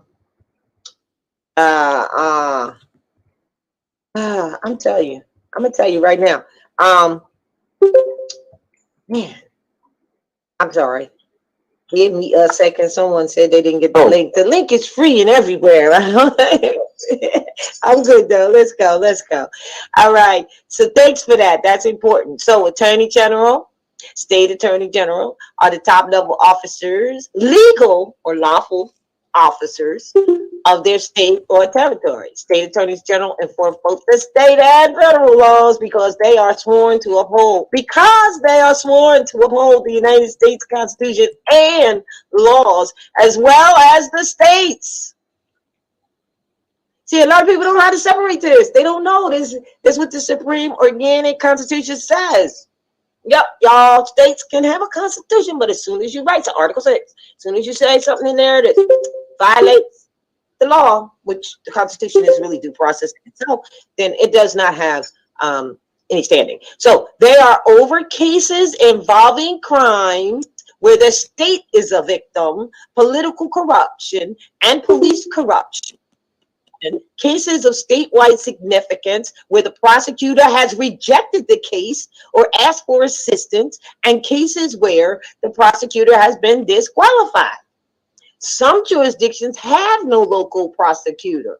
The Attorney General handles local as well as appellate prosecutions. That means you're appealing it. You're appealing whatever they said on the lower level, you're making an appeal. Now, this is interesting, because I didn't realize that some have no local prosecutor. But then again, even the little municipalities try to act like they got a prosecutor. You know what I'm saying? So the Attorney General handles local as well as appellate. And when they say local, remember we went down to the sheriff level. That's really local, you know. So in some places, people don't even have a mayor. So they might only have a sheriff. They gotta have a policeman. They gotta have a sheriff or sheriff, as they call it, somewhere. So they may not have a prosecutor. That's why they will call in a prosecutor from the state. You've seen that in movies and stories as well. This is why. So they're telling you right now, some don't even have it. Yeah. Huh? Yeah. Everything that the mother is saying, I hope that everybody is grasping it, and maybe you'll go and listen to the class again to get a greater understanding. I want to put another angle up there. Something that you just said, something about the prosecutor being disqualified. Can you read that one more time? Oh yeah, yes, I saw that. It says that he will go in the place where, let me read it again. They are over cases involving crimes where the state is a victim, political corruption and police corruption, cases of statewide significance where the prosecutor has rejected the case or asked for assistance, and cases where the prosecutor has been disqualified.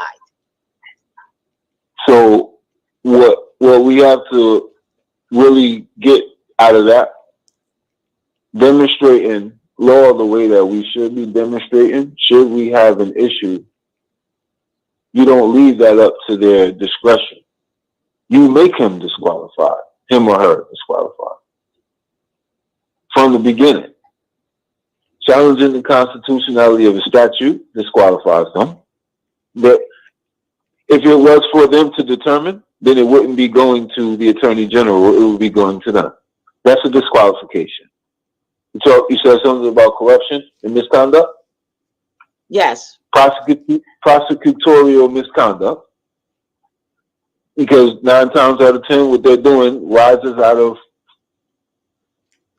Title 18, 241, 242. The violation of your constitutionally secured and protected rights. Is that not a reason for disqualification? Don't leave that up to their discretion.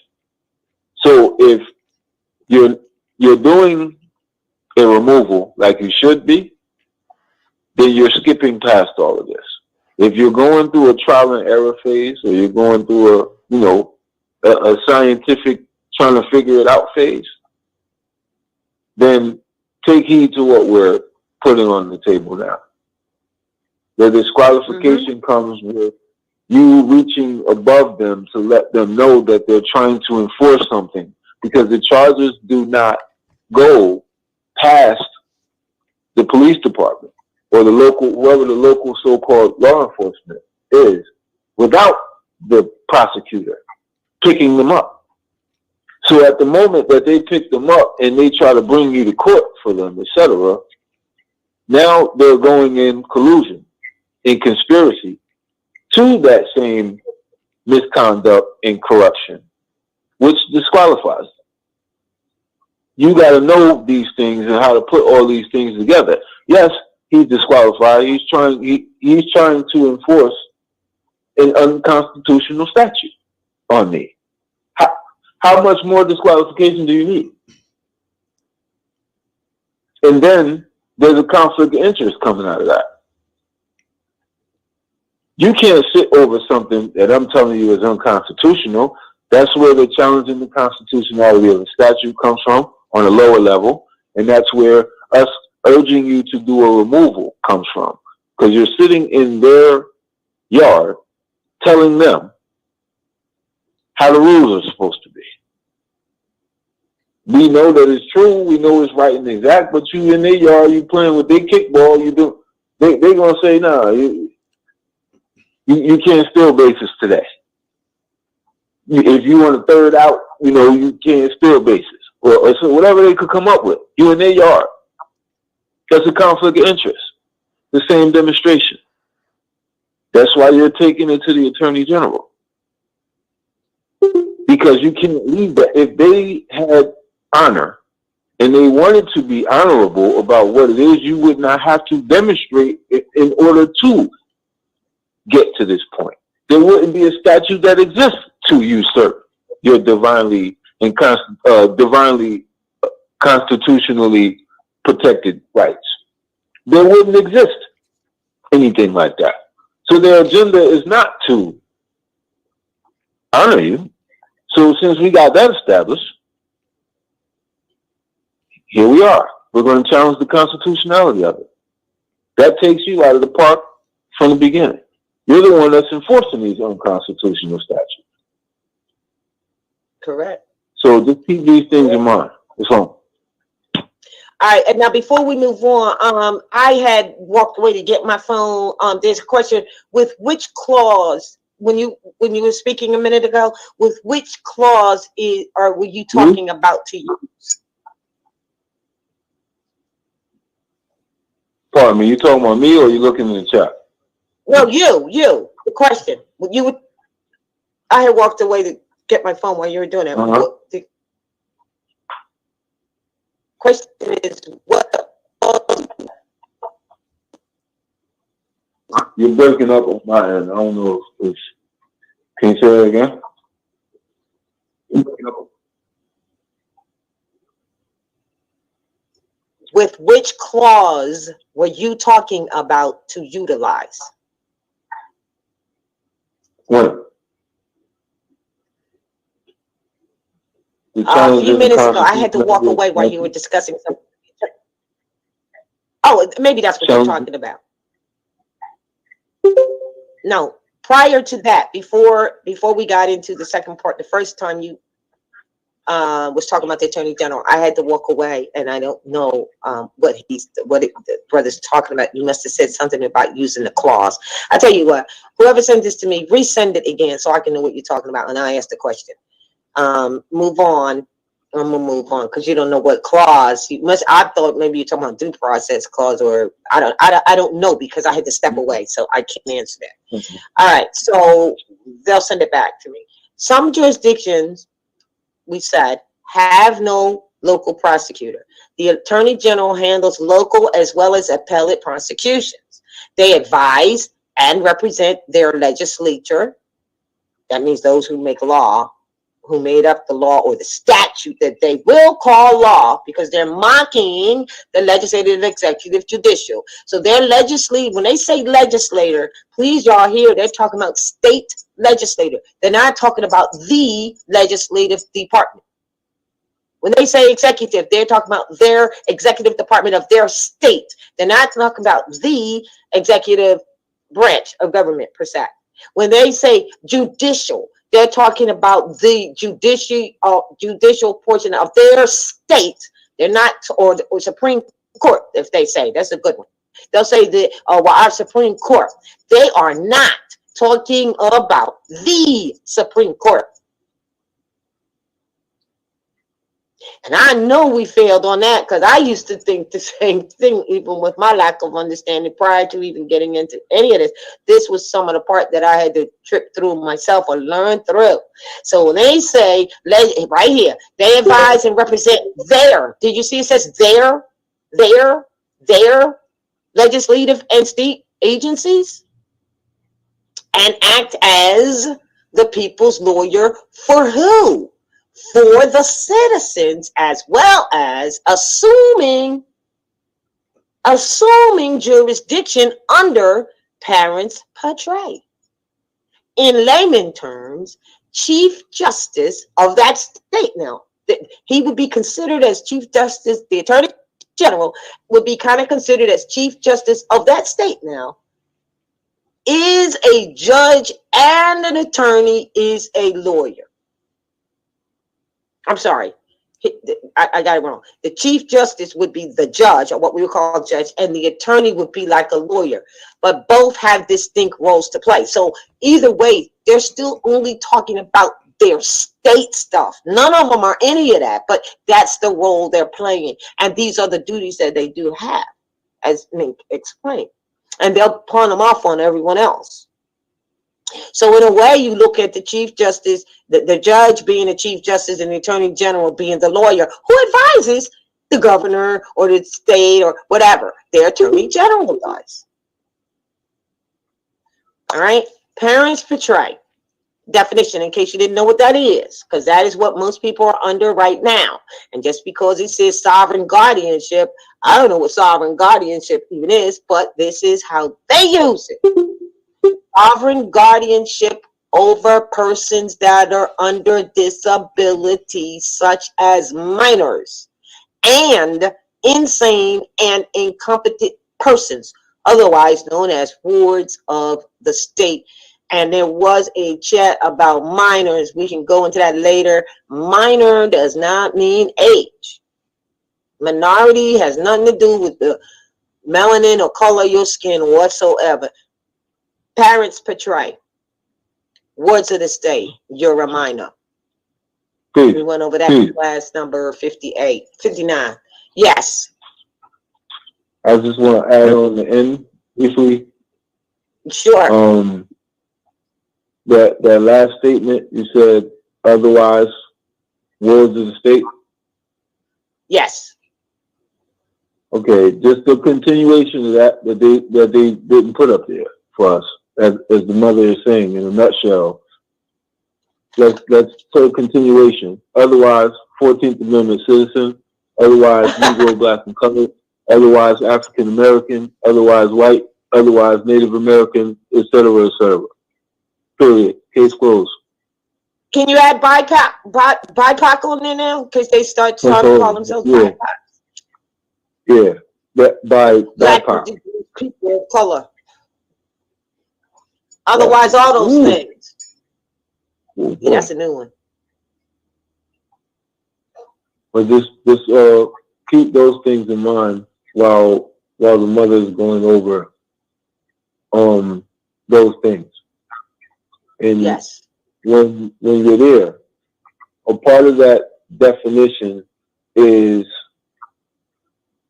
you said it was a sovereign what? A sovereign guardianship. Sovereign guardianship over persons.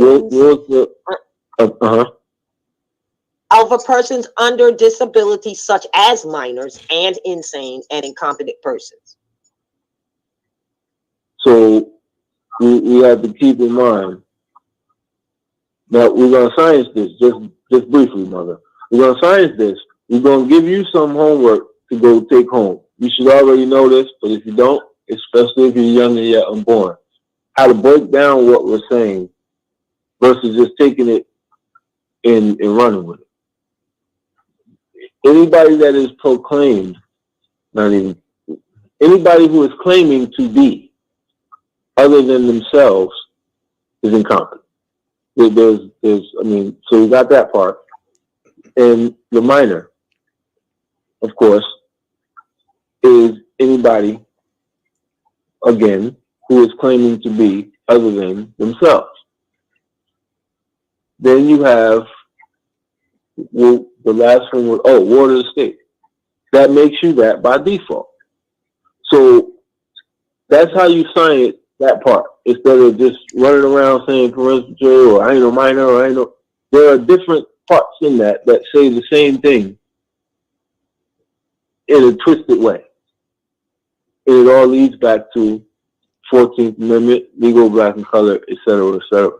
So that's how you tie all that together. If you do have to put this up as a challenge, we gave you a starting point to go and demonstrate it. Now you go research and homework and put the rest of the pieces to it. And we got a class on it somewhere. I don't know what number it is, but it's up there somewhere. Yeah. 58 or 58 or 59, where we were explaining what a minor. But listen, when they say minor, they are not talking about a at all. And so what you're saying is you need to know that, right? All right. So let's move now. That was Attorney General for the state. Let's do the Attorney General, which I put in brackets national, but it's kind of national, like they think they're a nation or whatever. But a lot of it, even federal, is quasi. But nonetheless, to make the separation between the Attorney General, this will be this will be the United States Justice Department. United States Attorney General, not the state of New Jersey State Attorney General or New Jersey State Attorney General. The United States, remember, their mother administrative office is in a 10-mile square in Washington, D.C. And everything that comes out of there is meant for the members of this union called the United States of America. So what they put out is for them and their officers and employees and stuff like that.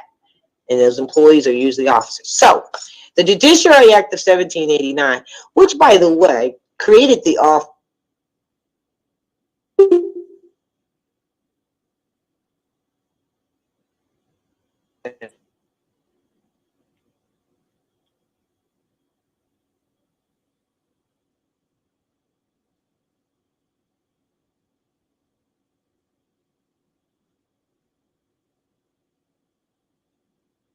Man, what happened? Did you mute your mic by mistake?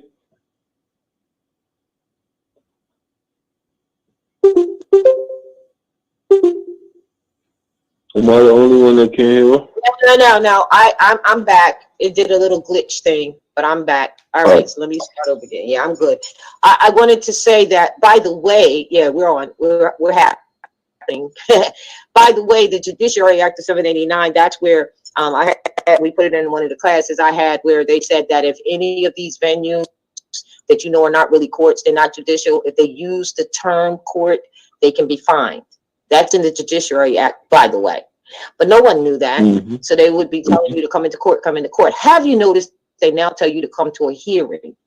They use the word hearing because they're hearing rooms and they know it. So because maybe some people decided to sue them, you know, or get them fined for using the word court when they're not that at all. So moving forward, you'll find that in the Judiciary Act of 1789. So the Judiciary Act of 1789 created the Office of Attorney General, which evolved over the years into the head of Department of Justice and Chief Law Enforcement Officer of the federal government. The Attorney General represents the United States in legal matters generally, and gives advice and opinions to the president and to the heads of the executive departments, which are the states of government, when so requested. So this is very interesting because the Attorney General is going to represent the United States. So you have to be very careful. Remember, we went over that about you suing the United States, but then you still a member of the state. Not gonna happen. Doesn't work too well. So here's the thing. And gives under diversity of citizenship. You can't sue under diversity of citizenship if you yourself are a citizen of them. All right, because the Attorney General represents them. So anyway, that gives advice and opinions to the president and to the heads of the executive departments, the states of government, when so requested.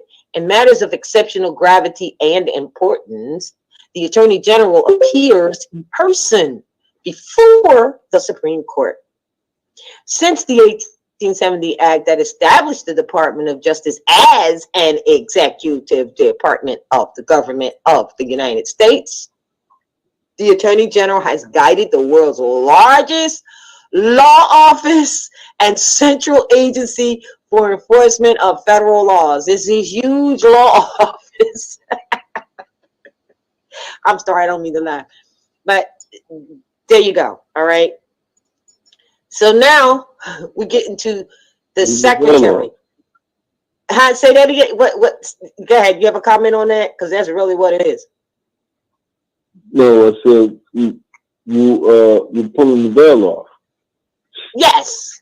It's like, damn. It's just. Yeah. Pardon me. While we're right here, I just want everybody to understand. Understand this without parroting it, without repeating it because you heard it. Really, really, really understand and study who you're dealing with. And don't say that there are corporations because you heard mother say it, because you heard me say it, because you heard whoever say it that you're listening to on YouTube or whatever website. Know that you know that you know that it's a corporation.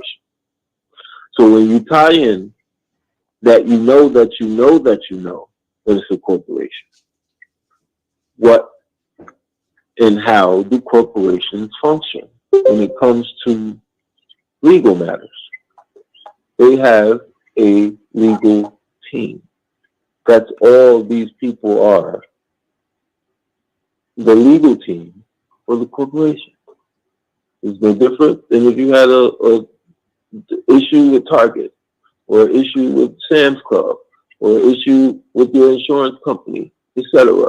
And you send them a document, or you say something to them, and they say, wait, we got to forward that to the legal team. Okay, that legal team is your city attorney and his minions. That legal team is that attorney general and his agents and his minions, etc. Don't look at this any different than that. I'm not saying this to be funny. I'm not saying this, but brother, you just gave me that. We laugh. We're not saying it to be funny. It's the truth. And it's just how simply plain they put it out there.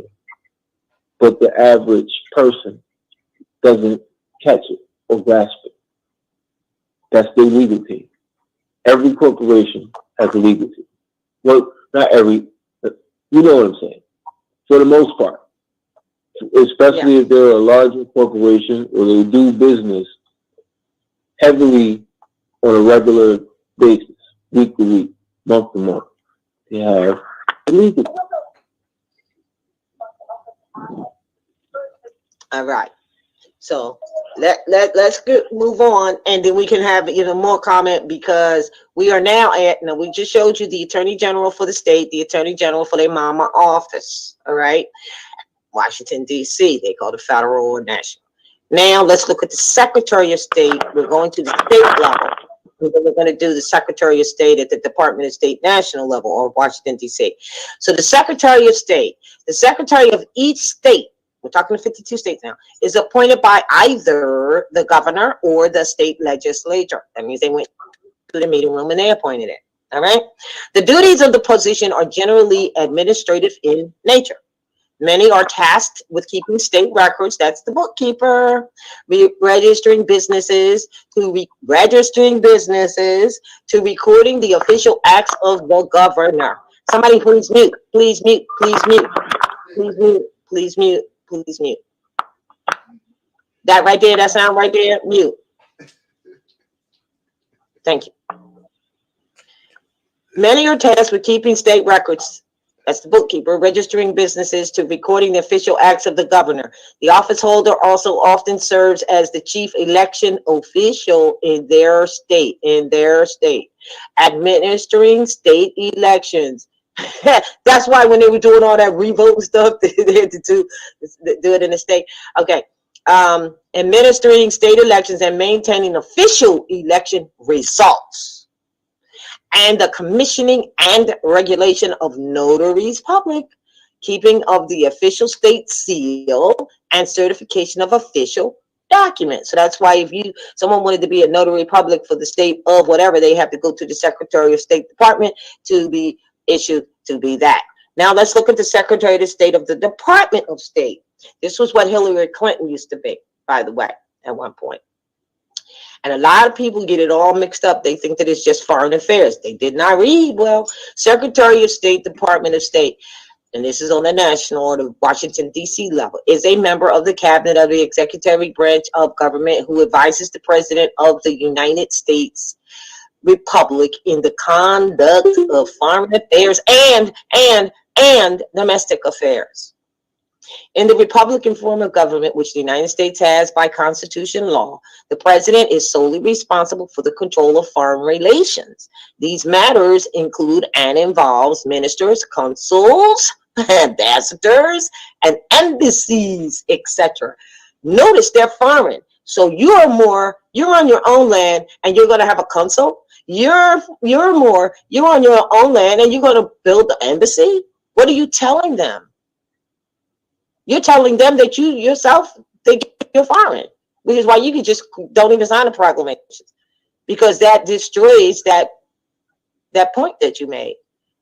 You know, and the reason people do this is because in their minds and our indoctrination, they really believe that the United States of America, this is their home. They don't know that they have a contract and an agreement to operate on this land that was authorized and you know, through pain and suffering and blood and whatever through your ancestors. They don't know that. So they think that, yeah, this is the white man's, quote unquote, white man's place. No, it's not. And so that's why the prophet sent you to some history. That's why the prophet told you what you need to do to interface with them. And it's called political jurisdiction named Moorish American. Don't fight about, well, is that really a nationality? No, it's a political jurisdiction to interface. And you already know that if you say Moorish American, they already know what time it is. They already know that you're Muslim. They already know what you do. They already know your holy day. They already know that you're private or upbeat. That's what it means. Already recognized. It's already done. Imagine that. So anyway, we instead want to, you know, build the embassy and say we're foreign. So, however, the president normally relies upon the Secretary of State to initiate and to develop policies in such matters, and relies on the secretary to defend those policies before the Senate Foreign Relations Committee and the House Committee on Foreign Affairs. So they accentuate on foreign affairs, and you know, no one seems to recognize that it's about domestic as well. She's the secretary of the department. We don't, you know what I mean? What do you mean she don't deal with the mess? I don't care what she don't deal with. She's the secretary. So therefore, she has to deal with the, you know, these matters.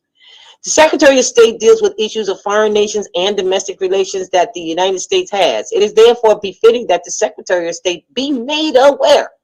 That's why you could go there and get an apostille. What is an apostille? They don't give you any trouble. It's just a glorified notary. That's what an apostille is. They don't say you can't say that. You can say and declare whatever you wish to, but let it have some meat behind it. Take it to the wall. So that she be made aware of the several states' politicians' behavior. That she be made aware of the several states' politicians' behavior when they don't act right and do right. And any failure of the officers of the court, such as the judges, of fulfilling and upholding their fiduciary duties to secure the rights of the citizens and the natural people. The judges of every state are bound by law to secure the rights of the people, just as the federal government is obligated to do as well. See Article 6 of the Constitution. So now we're talking about the Secretary of the Department of State, Washington, D.C. They need to be made aware. The secretary. And you do that through the records keeper, through the person who you send these things to. And that's why the secretary is on there. But anyway, let's go now to, okay, so we did the Secretary of the State, the Secretary of the individual states, and the Secretary of the whole Washington, D.C., their home office. And then we did, their home office. Yeah, it's their home office. And then you do the, you know, it's also called the motherland. And you have to understand that it's in my book that I wrote called Are You in Denial of Your Ancestor? And it states that, you know, that they're foreigners. There's no question, as long as they can have a tie to their motherland. So the tie to their motherland is that administrative building in Washington, D.C. that ties them. And that's why you hear people talking about English law. This is not England. They're talking about their reconnect or disconnect or connect to their motherland, which would be England. All right. So be clear. Now, we go to number 7, which is going to be the Department of Interior. So let's talk about that for a minute because it's sort of federal, national, quasi-federal. The Department of Interior, or DOI, was created by the Congress in 1849.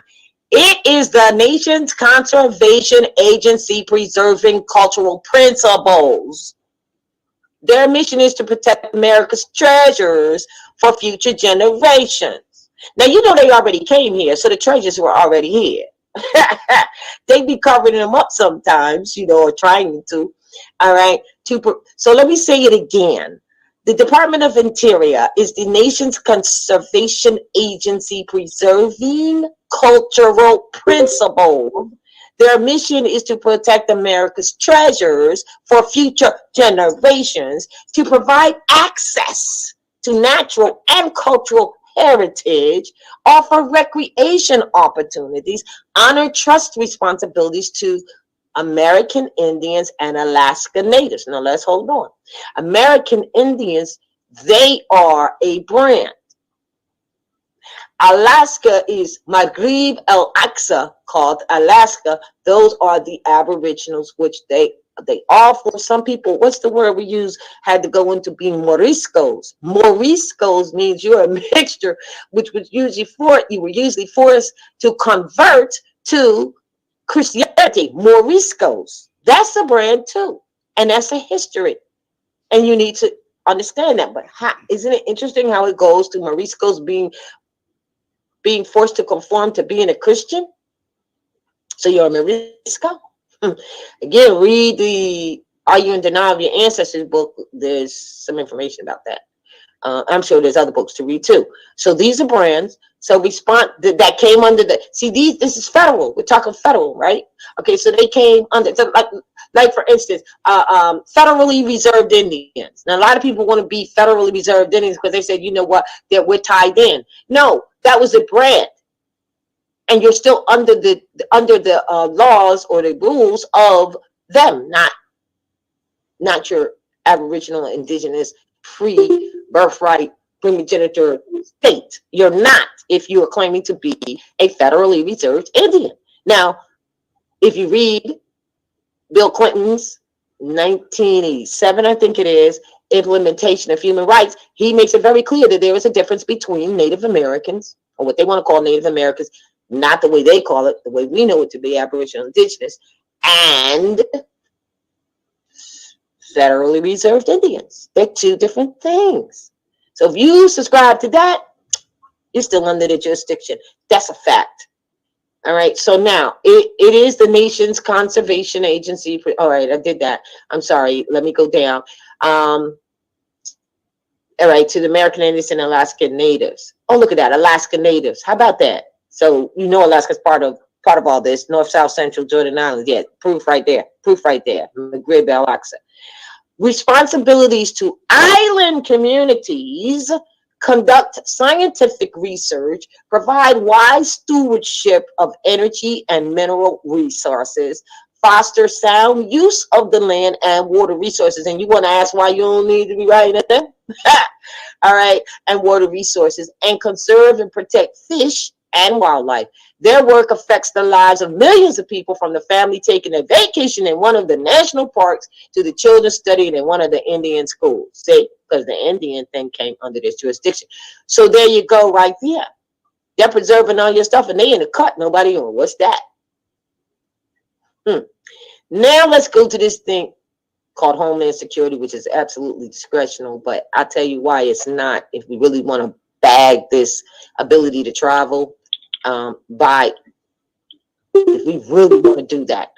Homeland Security, again, federal, it's an agency of the federal, really, of the federal, which is quasi-national.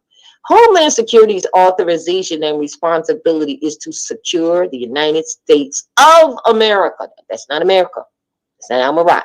The United States of America, a union company, and their states, period. Its members, there you are, and business affiliates. Let me say it again. To secure the United States of America, which is a union company who has members, and the members are the states, and they do business. So, Homeland Security's authorization and responsibility is to secure the United States of America, its members, and business affiliates. It's not talking about you. If you This is what I'm saying to you, are planning to travel outside of the sales territory, because that's all that it is, of the United States of America. So this is where we deal with this in flying, they say, because they're protecting the United States and its business interests, even after putting them on notice here. All right. I know people who do fly. Let me just tell you, so I know people who fly, but like, say for instance, if they were going to go to what you call Puerto Rico, they would never say I'm flying to Puerto Rico. They give the Barenqua. They give the actual allodial native term, not what they have created as South territories. You got to understand this. This is what we say. And they'll fly and they'll come back without a problem. And if all of us would stand in that, we'd be good. But anyway, so here, check this out. So I'm saying that to inform them, to establish a dialogue with the head, it would be wise to inform them to establish a dialogue with the head of the Homeland Security long before you travel, even if it is a year, if you have plans, or so ahead, to ensure a smooth departure and return. They can't say we're going to check you in Homeland Security. I already sent them all that stuff. They know who I am. I'm in their files already. And I know people who do this, and people think it can't be done. It is being done. You must be informed yourself in regard. Let me read the last line. You must be informed yourself in regards to the passport and how it does not apply to you unless you are a diplomat of and for the United States of America, traveling on foreign relation purposes and matters for them. For them. That's why they say your nationality is U.S. You know that's no such thing. That is for them. And you know what, Mink? This is a good place to stop. To interject, because we only have two more, and those are the optional, and what we definitely know is optional and discretionary, which is Provost Marshal, United States IRS. We don't even mess with that. The United States District Court, Supreme Court. That's the only three we got to explain. So go ahead and interject right here.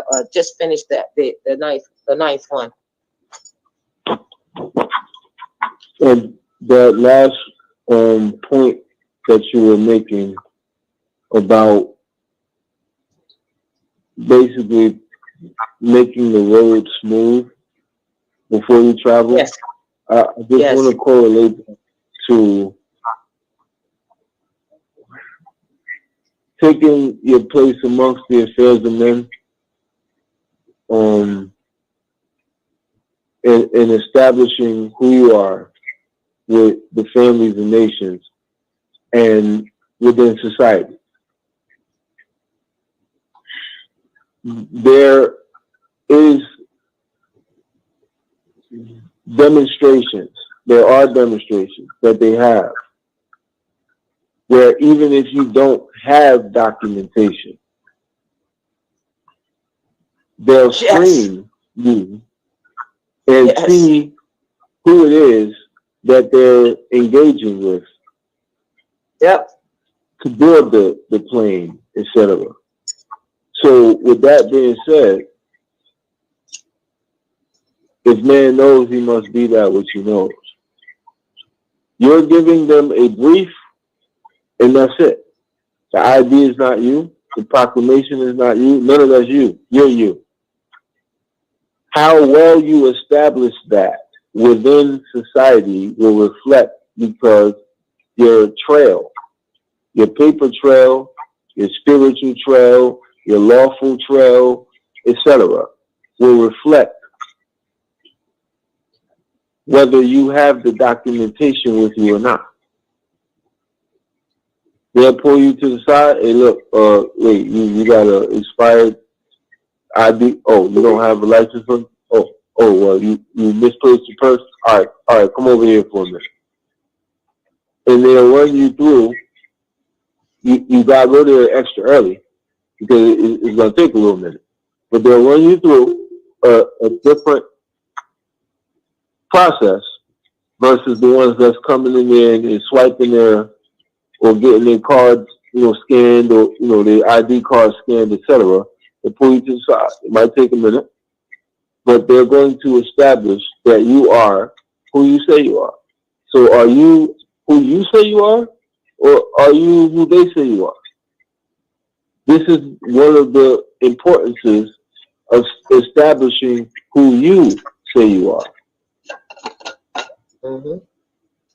So to bring that into, again, what the mother was just saying, when you lay it down that way and you leave that trail and you be that what you know,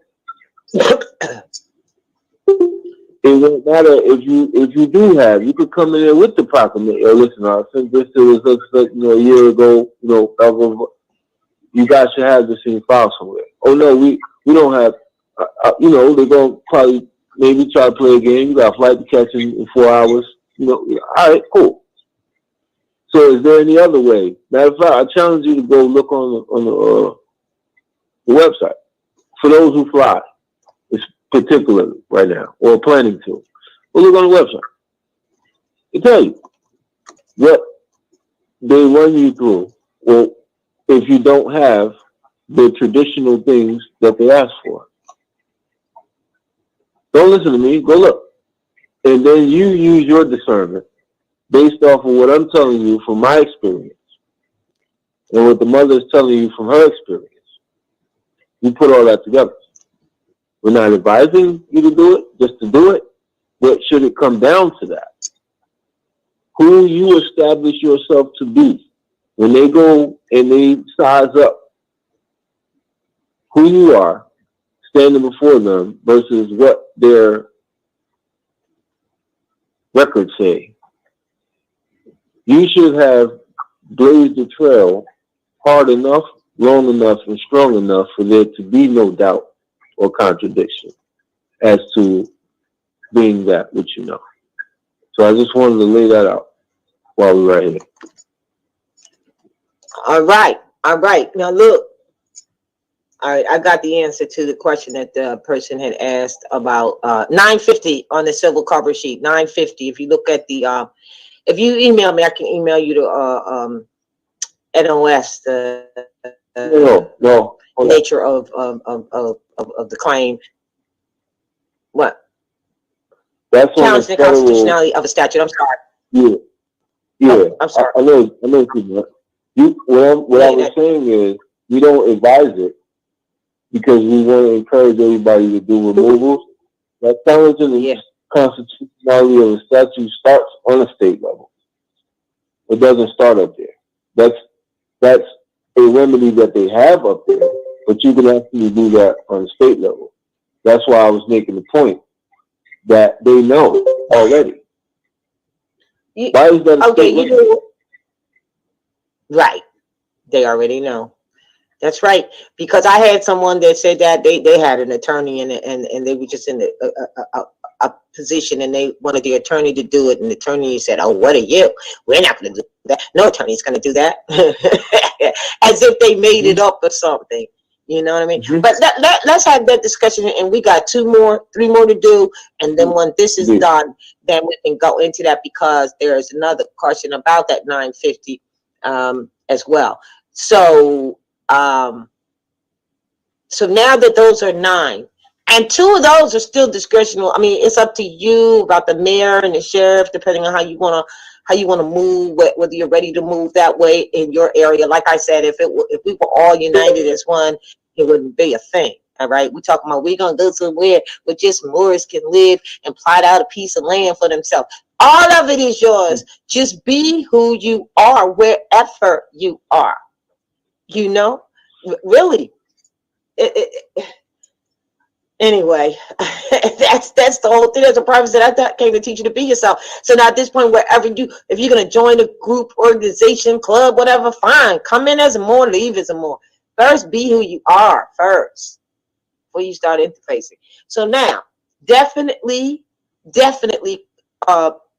well, optional and discretionary almost seems the same thing, but what I'm saying is optional and you do it at your discretion. I should have saved the provost for last, so let's do it real quick because we know that sometimes this is military police, and there's nothing wrong with when the stuff goes down. You've seen the movies, you've seen the stuff when it goes down, and they're all over the place. You know what I'm saying, like that. Provost means to place before or over. All right. So the natural people, The natural people of that land should be placed before or over. I think a provost marshal is essentially the head of military police activated with martial law for the preservation of good order, as that entrusted to the duty of making searches, seizures, and arrests, the custody of deserters from the opposing forces, and of prisoners of war. Now, I know they treat us that way right now, like we're at war, because we are. That's what a nom de guerre is. It's a war name, a fictitious name, or a name used for a time. Also, the issuance of passes to citizens and the bearing of complaints of citizens. The provost marshal partakes of the character of both a chief of police and that of a magistrate, being a civil officer with power to administer and enforce law, such as a judge of the peace or a judge of the police court. Now, Mick, I know you want to make a comment on this, but what I'm going to do is read the other two and let you come back on the comment of this provost marshal, because this is all about and mufti and enforcement.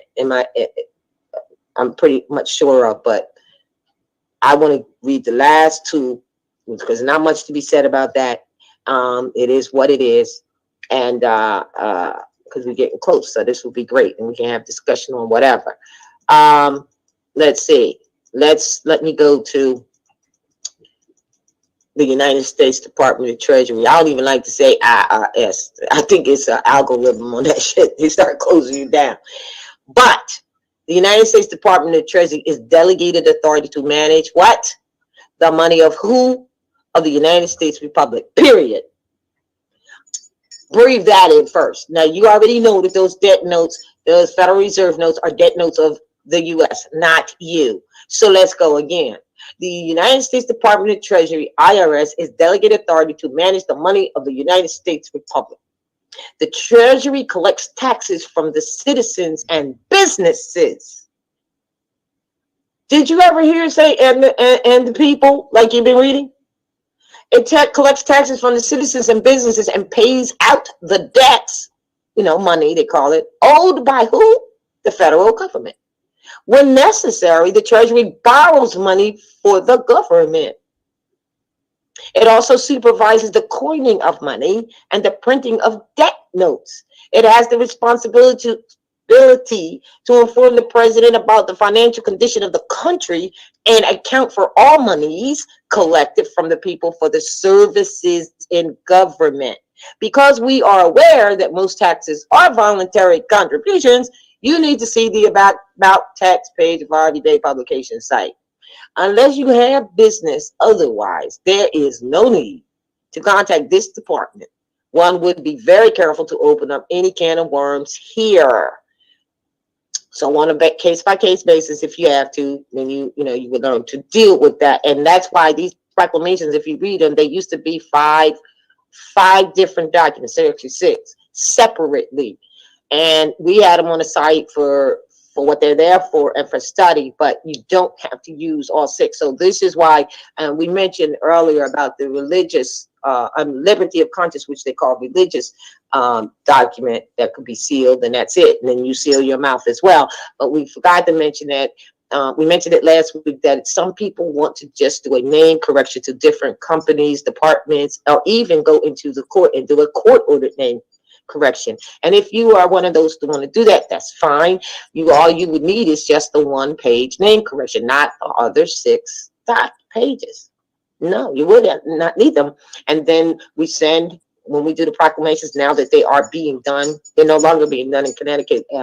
We have a cover letter specifically for just that you get back for you to send. If you're simply looking to have a name correction, you don't need to send all 6. And the same thing with the religious one. And then our last one we're going to be working on is the birth record. There's lots of sisters, mothers, daughters that want that, because as you know, right now, you had a baby yesterday, last month, 3 months ago, you could take them if you wanted to take them to the doctors, they do not ask you for a birth certificate.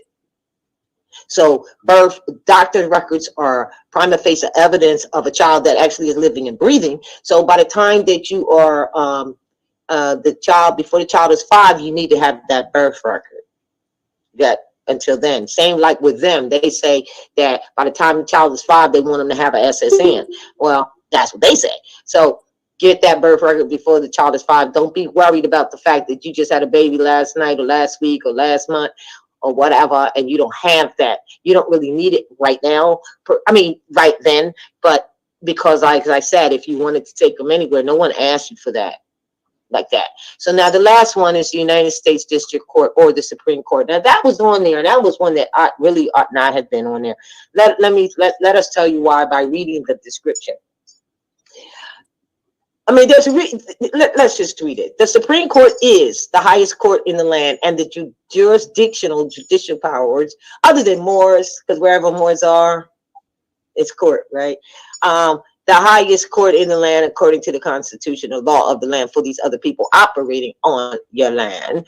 And the jurisdictional or judicial powers of this United States are vested in this one Supreme Court.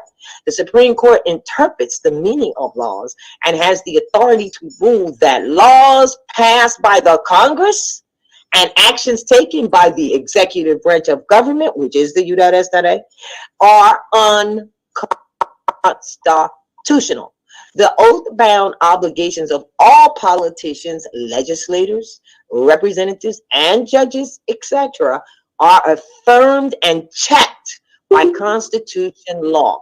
And if there is any law or case in controversy, the obligations and the limitations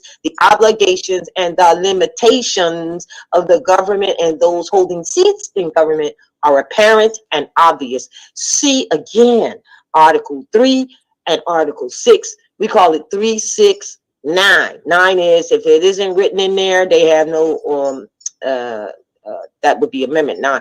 They would, or Bill of Right 9, they have no say-so on it. Now let's take a special note here. The Supreme Court is usually notified via court cases that are either removed or originally established in regards to due process of law. And that is done on a case-by-case basis. Sending the proclamations there are not necessary, as principals and agents have already been notified, and usually any case you would send to the Supreme Court spells out the merits of the case specifically and constitutionally. Therefore, it speaks for itself. Besides, without a case number index, there is no place for them to file a proclamation, because they deal with cases on a case-by-case basis that deal with unconstitutional due process issues or violations. So we're not saying not to send whatever you think you, I just don't see where that would be necessary unless you needed to prove to them, but you don't have to prove to them that you are who you say you are. If we continue to put our stuff together, we have everything we need for that. And all of it is a courtesy, especially an ID card, because you are really yourself proof of existence. We understand that. And that brings me back to when we mentioned about flying. Look, if you were to send ahead of time, or even if you didn't send ahead of time, to the Homeland Security for flying, for instance, it doesn't really matter. They're going to search you anyway. So if they're concerned, because see, their concern is about terrorists and all kinds of things going on the plane. That's what they say. Well, they're going to search you anyway. So just be who you are all day long. Just be who you are. They're going to search you anyway. So if they thought that you were a terrorist, they're going to check your stuff. So that's your opening. Now, to be who you are regardless. Now, Provost Marshal, I just assumed, I think I'm pretty right about the enforcement of that. Military police, provost means to place before over. Did you have a comment on that or on anything? Because we've successfully read them all. Oh, well, I've got a few points that I want to bring to the Sure. table before we open up. Oh, absolutely. Absolutely. But you didn't mention anything. I know you might have had something to say about the provost, because people think we're, martial law and all that stuff. But whatever your points are, please. Well, it's open. Just from the standpoint of the principle that you just stated about the martial law or about, the National Guard, etc., encroaching, which they have been testing out a lot, especially at the height of this COVID demonstration. Yes. It might prove vital to have something notifying, them, so that they know that you aren't one of the citizens when and if you have to deal with them outside. In fact, I've seen territories right where I'm at. Pre-COVID, they called them in the National Guard, and because they said that the crime was too high. And it was wild. It was off the hook. But they used that to have them come in and police the streets. Not the state troopers, not the National Guard. The truth and falsehood strangely mixed with that is, while it was really wild at the time, they were harassing the everyday people. If you came here because it's wild and you're trying to get the gangs and the drug dealing and all of that under control and the murders under control, quote unquote, why did Grandma Sally get a ticket for a headlight from the National Guard on her way to the grocery store? So I've had the experience of seeing it. I'm sure there's other places across the state where other people can attest to it. But I had the personal experience of seeing it, where they actually sent them in and they were dealing with the people every day, just like you see the Roman soldiers do, or the sheriff deputies, etc. So from that angle, just so they know who you are and who you're not, it will make sense from that angle. The next one was what? Again? I had a few points on each.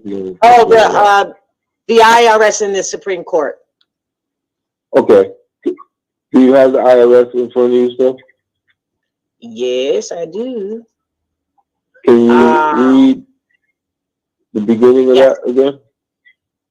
Yeah, because basically the definition of them is delegated authority to manage the money of the United States Republic.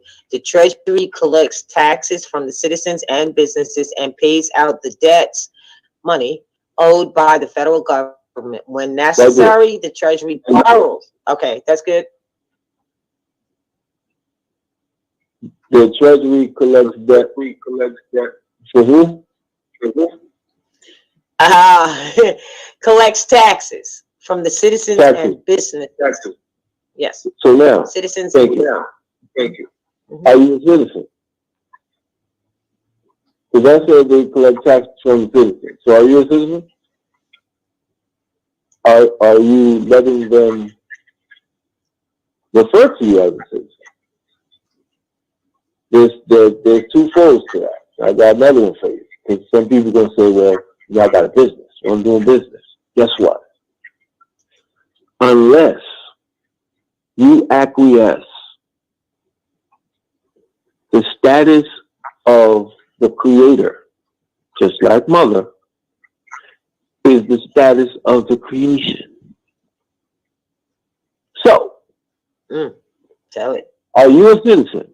That's top. You're going to start right there. You're going to stand right there just for a second. I want you to ask yourself that in the mirror. You should already know the answer. Now that we have that established, whether you have a business or not, knowing that the 14th Amendment, citizen, is what governs business, is your business run by a national? So therefore it should be governed as a national? Or is your citizen run by a 14th Amendment citizen So therefore, it's going to get governed like the 14th Amendment says. Let's bring this home. Just like mother, your creation. I want you to hear this again, and I want you to go research it. Don't listen to me. I really want this to seep in. I want you to meditate on it. I want you to go rattle your brain. I want you to go talk to your peoples about it that's not in the class. Binker said, along with mother, they said, just like mother, the creation of the creator is the same status as the creator. It is that simple. So if the IRS is to encroach and collect taxes from its citizens, you either have to A, be a citizen, or you have to acquiesce. And even though you can't truly be a citizen, you have to acquiesce and tell them or agree to be a citizen. And even if you don't agree to be a citizen, you have to agree to let your business be one of their citizens. So is your business run by a national? Therefore, it should be a national business, or is your business run by a citizen? Therefore, it's a citizen's business. Take that and put that in your pocket. What was the next one? The Supreme Court. Okay. Now that, everything that the mother laid out in regards to that is right in the gap. I want to add something to that. While we're talking about notice, let's nip all this in the bud and bring all this full circle. The notice is just that. It's a notice. You don't need to get anything back from them. You don't need dollar return receipt. With that, now you tie that into all the definitions that the mother just gave. And the fact that we went over, notice the agent is notice the principal. So notice was given. That notice that you're sending out to those principals is, by default, a petition or notice to sue just in case, or notice of liability, pardon me, in case you need to sue. That's where that last place comes into play, or any of their subsidiaries, Supreme Court, or any lawful court, federal court, etc. You put this notice on the record. You sent it out to these principals, and then you got to post it after that. So now what you should be doing when you're filing your suit, hopefully you are filing a suit, take each one of those. If you send it to 9 locations, if you send it to 7, whatever you chose to do, you should have a record of that. That's exhibit D, E, F, G, while you're tying them into the conspiracy and the collusion that comes along with Title 18, 241, and 242. Don't expect to get anything back from them. You have proclaimed, you have declared within yourself, and you're letting society know so that they know to govern themselves accordingly. Anything they do contrary to that, they must be held liable for. That's what this notice is for. It's not to get them to acknowledge nothing. It's not to get them to write you back and say, oh, yeah, we know you were more there for. It's not for them to write you back and try to rebut. Oh, well, no. Or some Finch and Flowers type of try to debate with you about who you are and who you're not. It's not what it is. It is a reflection of your spiritual journey and your rebuttal to Negro, Black, Colored, 14th Amendment, etc., because that is who you are to them until you show a reflection contrary to that. So take those notices and look at them from that angle. You ain't trying to prove nothing to them. You don't need their approval. You don't need their say-so. You don't need none of that. You need to let the record reflect. You need to give a warning, so to speak. This is who I am. I have arrived.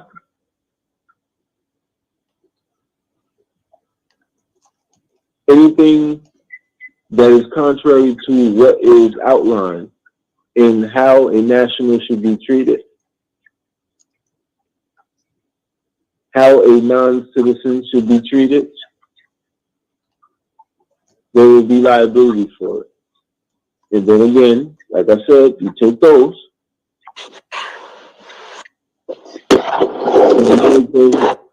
all those return receipts to what department you send it to, who you send, those are all and proof of the fact that you gave notice. They're liable either way, but that's the proof that you at least gave them notice.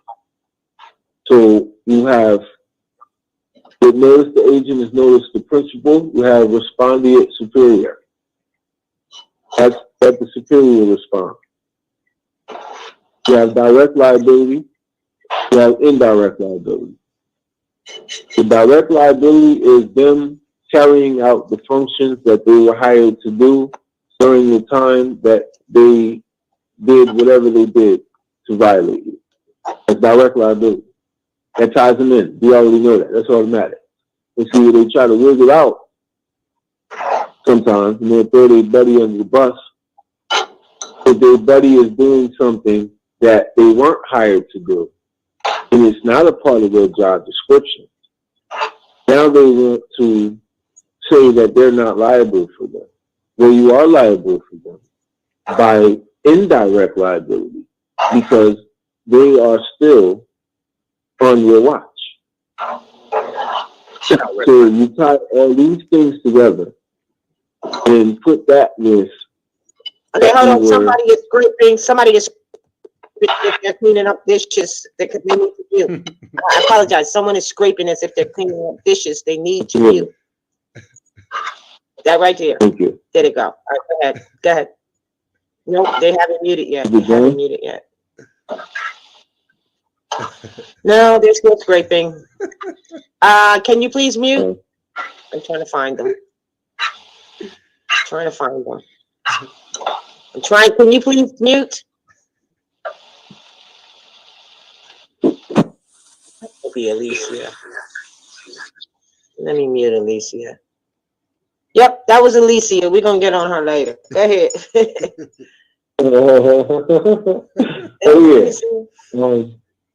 But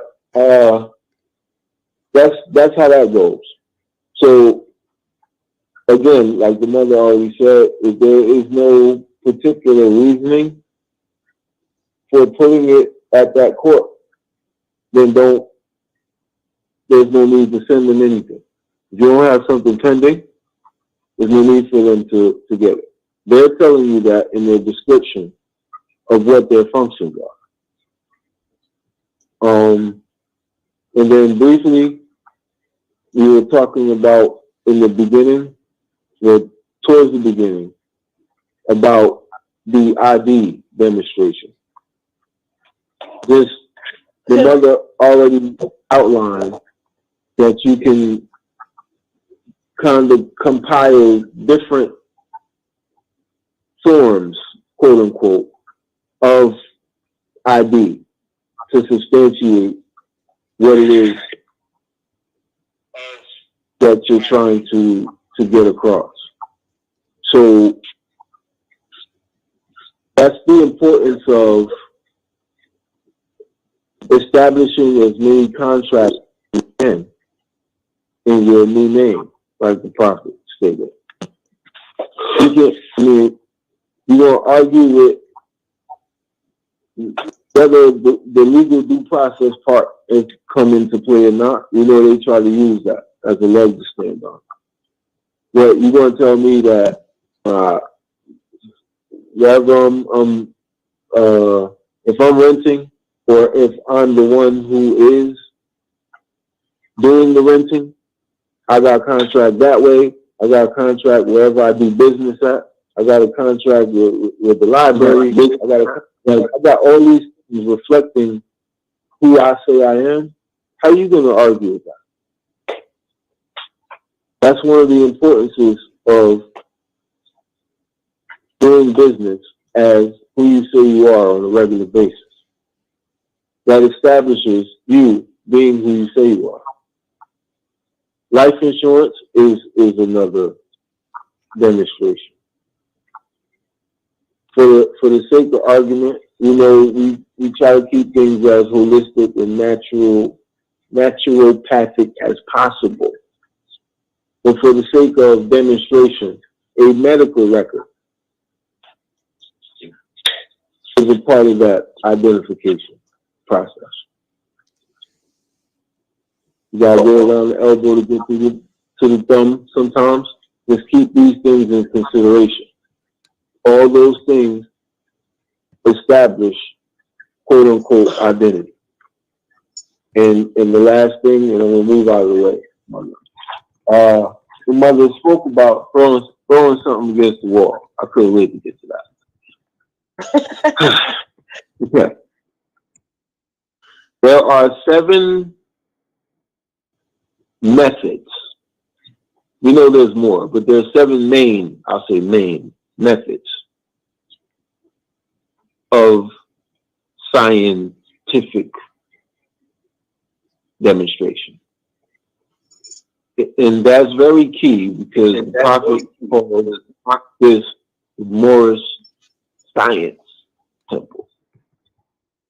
Before that, it was the Moorish Holy Temple of Science. By itself. We should know the demonstration on how one didn't actually push out the other, one just came and sat next to the other. But for the sake of what we're building on, we could have called it the Moorish Temple. We could have called it the Moorish American Temple. All law specific, and anybody who studies the prophet's work knows that the prophet was very, very, very specific. Called the Moorish Science Temple. That means we're supposed to be doing some science. So with that being said, again, there are 7 main elements of science that coincide with what the mother was saying about throwing it against the wall. I'm going to just run through them real briefly and then we'll move out of the way. At least until it's question and answer time. Well, actually, it's coming on that after this because indeed, the feed's going to happen. We're going to still be able to have some discussion. Indeed. So go ahead. I like what you're saying. Is the asking of a question. So you're curious about something. You want to know about something. That's one. I'm gonna try to run through this as quickly as possible. Step 2 is once you gain a certain amount of information from the question that you're asking, you conduct research in regards to that. 3, you develop your own hypothesis. Hypothesis being a proposed explanation based on the limited evidence that you have, because all you've done so far is research. 4, you test your hypothesis with an experiment. So now that you have developed a hypothesis, which we know is based off of research, mainly, or researched alone. Now you put it to the test, like the mother said. Now, mind you, these are the 7 main elements of science. Morris, science. 5, you make an observation. So now you're assessing and analyzing how far along in this process you are based off of your practical hypothesis. Number 6, you examine your results and draw a conclusion based off of those results and figure out, do you need to make any adjustments? When, where, etc. And then 7, which is discretionary, of course, you share what it is that you found from basically taking your theory and putting it into practice. Now you're sharing your results. That's what science is. So when the prophet said, this is more science, when the mother just said, throw it against the wall, something that's going to stick. This is what we're supposed to be doing. Just the few points, I'm not even going to read them. I want you to go read them. It's in the Quran. The prophet dealt with that too. The prophet said, if man knows, he must be that which he knows. That's science. The prophet said, if you have no proving besides that the priests have told you so, then you do not know. You simply guess. It sounds like that's out of these 7 elements too? Okay. More science. And the last one, last but not least, the 3-step ladder: belief, faith, and fruition. Belief is what man thinks is true. Faith is what man knows is true. Fruition is man himself, the truth. You can't get from 1 to 3 without applying science. With that, I'm finished. Islam, thank you so much for that. Well, listen, I'm just checking the chat. Everything seems to be copacetic. I do have one hand up, and at this point, I just want to make a mention that this has been about a month of us just sharing information, putting it together to get foundation, like we did contract, we did can you be a state citizen. We cleared up a lot of stuff. We cleared up the difference between when we was dealing with the treaty, as was brought up again tonight, which is fine. You know, the law to sea, and then maritime came on that, and then what admiralty law, that's the proceed. Maritime is what they put on it so that they can have some jurisdiction, and admiral is the due process that they use for the law to sea. So we cleared that up. We killed up contracts. I don't know what the other one were, but we're going back to our quote unquote regularly scheduled classes, because a lot of other things happened. We had the site go down. I'm still working on a new site. We had the proclamations, which the sister stopped doing, and that kind of reigned. That's where we kind of put everything together to organize it all. And so our regularly scheduled class will start next week, excuse me. And those of you who, are already in the class, email. But some of you who are, say, even on this class right now, I don't necessarily have your email if you haven't been corresponding or whatever. But I'll be posting it on Facebook. I'll be posting it on RV Publications homepage. It's going to be called amalgamation. We need to clear up what the prophet meant when he said we do not wish to amalgamate with the pale-skinned nations qualification of Europe. See, we know that many of us might not really know what he meant by amalgamation. And when you find out, you might be a little surprised yourself that you've been involving yourself in it possibly. So now our classes, if you have a MHHS student card, because we gave those classes for 12 years at New York and in between on the highways and the byways, it's 12 notes a class, 12 notes. But you pay 3 at a time, so that's 36. If you don't have it, it's 15. You pay 3 at a time. We like to do that for our organization, organizing things, and so that would be 45. If you don't want to do either of those and you want to pay for one class at a time at your discretion, it's 18. I dropped it to 18 from 20, trying to make it avail to, make it easy as possible. So I wanted to make that. I'll be sending out the emails on that. Look for the Facebook post as well as RB Bay Publications post. With that being said, there's someone here said we're always the energy when they're thinking about something. We seem to bring it up on the class, right? So that means we're in the same spirit, energy, or whatever. A lot of good comments. But let me just say this. I thought we shouldn't use black anymore. Who used black? Okay, tell me who used black in what framework you were talking about. If you want to send that to me. In the meantime, while you do that, there was a hand up. I don't see it now. Wait a minute. There was a hand up, and that was, there is a couple of hands up. Let's see. I thought it was Zakaya, but I guess you put it down. It's now Lori. Sister Lori, you have your hand up. You wanted to make a comment?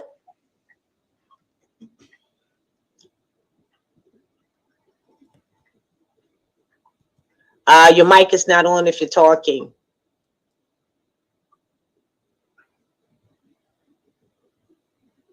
Lori? All right. I don't know what happened, but I called on you, Sister Lori. Is there anyone else who has a question or a comment? I know Zakaya did. I think you put your hand down, but if you want to put it back up again. Oh, yeah, there it is. I thought. All right, Sister Zakiya, I'm sorry. Pronounce it for me so I make it right. Islam.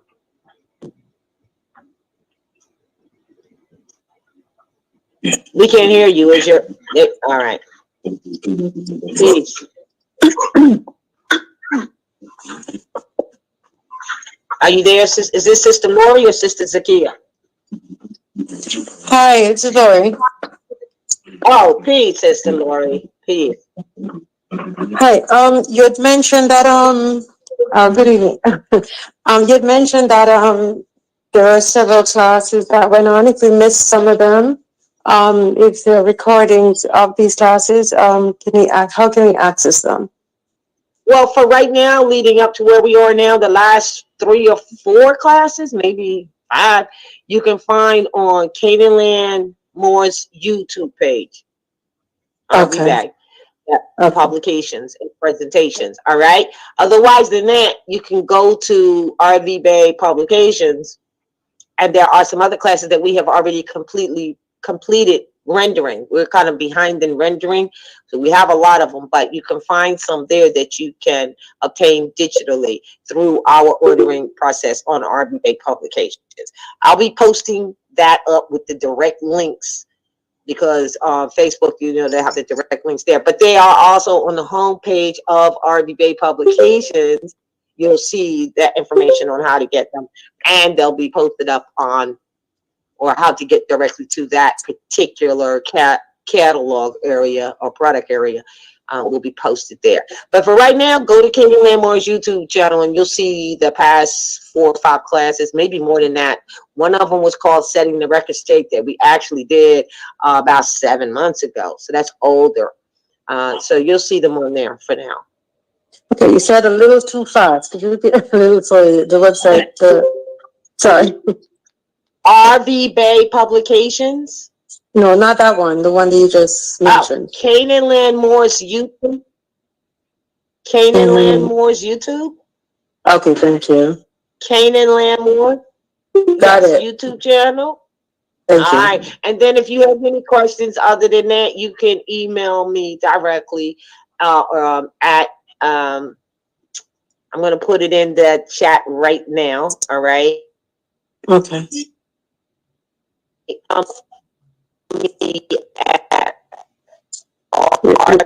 Go to class.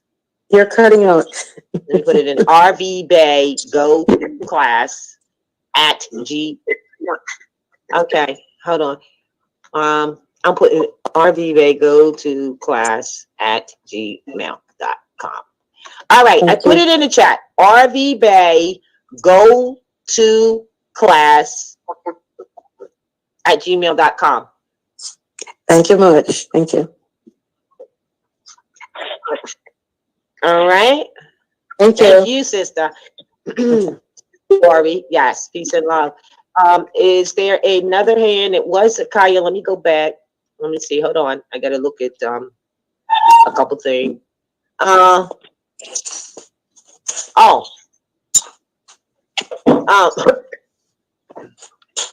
Okay.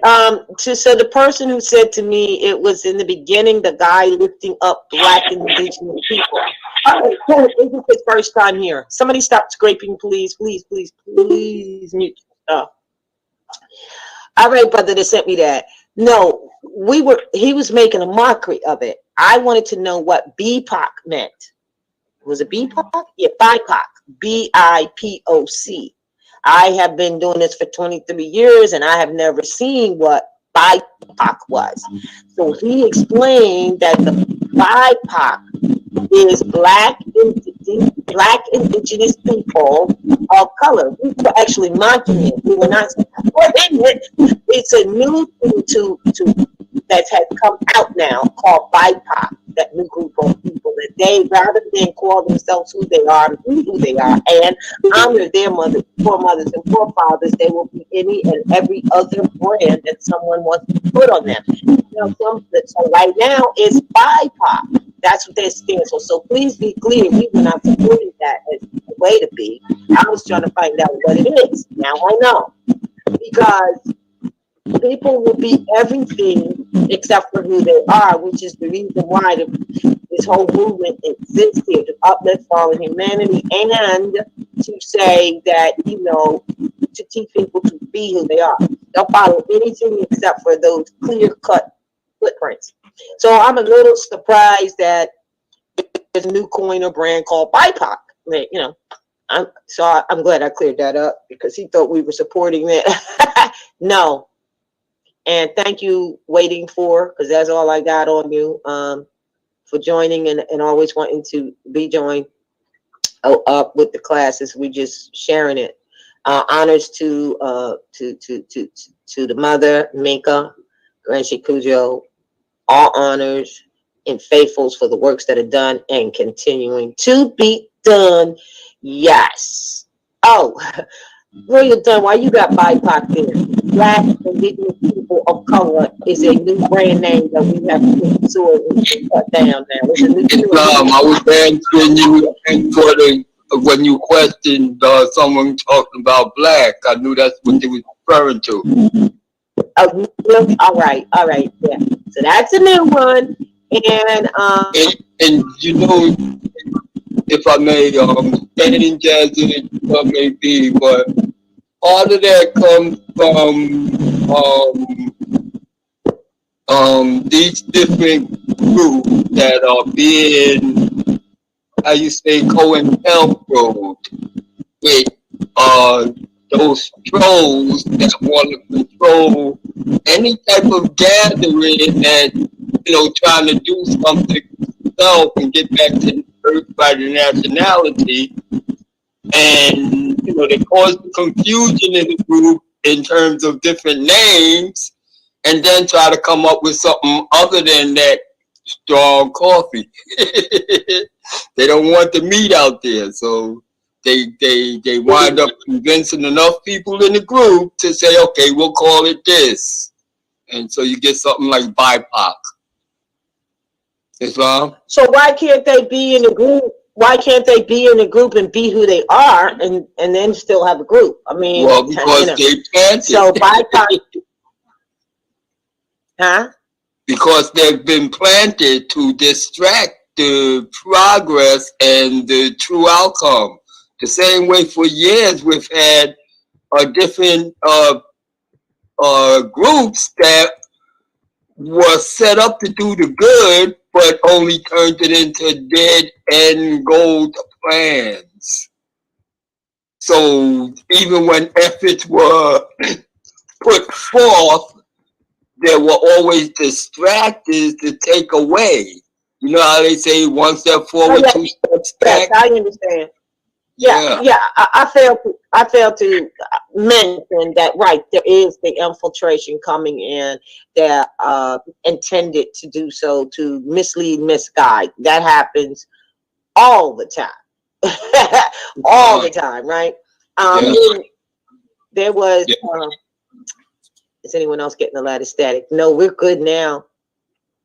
There was some question that was in here, and I was going to answer it now. I can't find what it is, but thank you for your comment on it. And I don't see any hands up, but I do see my sister. I thought Jay was in, so she was going to remind us all again to join with the Circle 7 Sunday School Sunday at 1 o'clock. We're all going to be there for certain. And then I see, let's see, I see my sister Karima in the house. Karima, you good?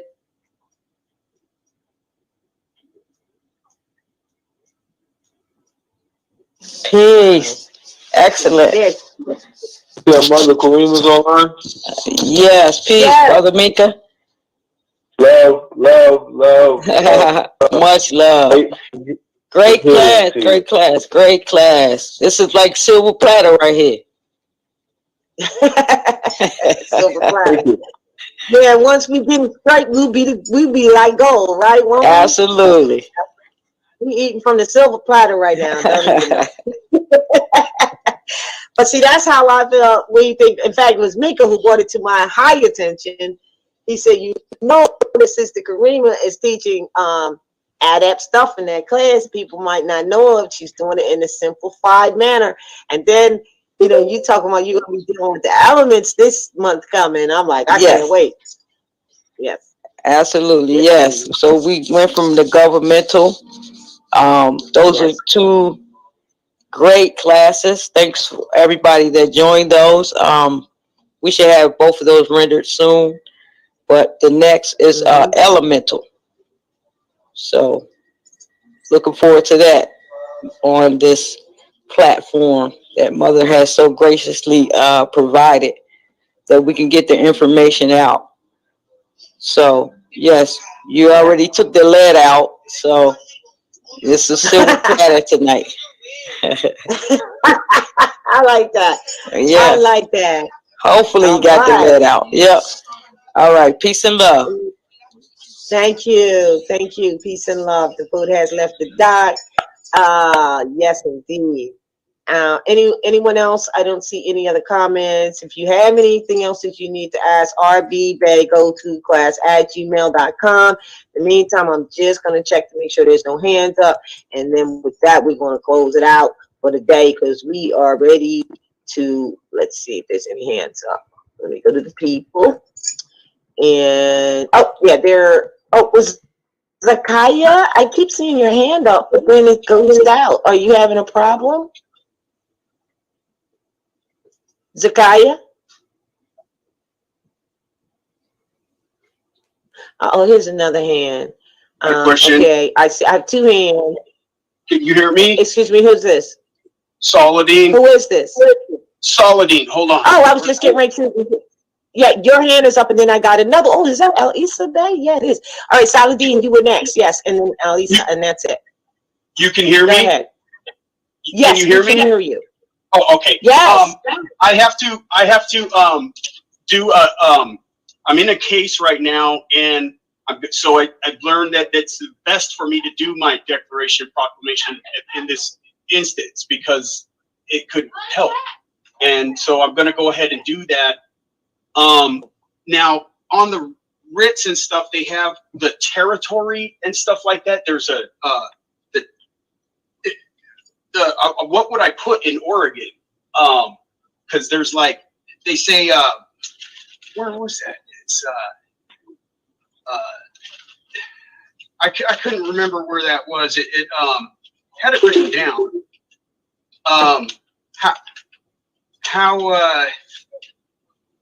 It's something about exempt from the zip code, but something else.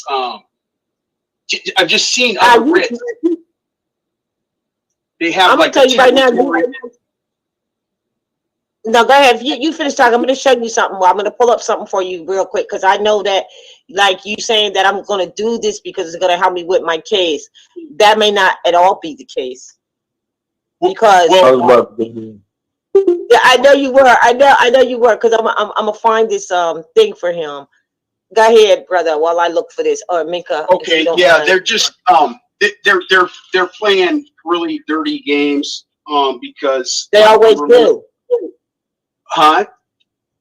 They always do. Yeah. Oh, yeah. So my sister and my brother-in-law, their oldest daughter was almost killed by a politician's relative here, and they've been whitewashing this for 16 years. They had her thrown out of the hospital with third-degree burns when she was 8 years old.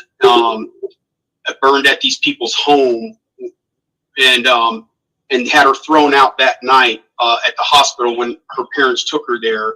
And they've completely managed to whitewash this. Now I am facing a case where I was roofied by a homeless man 3 years ago, and I was totally blacked out, and they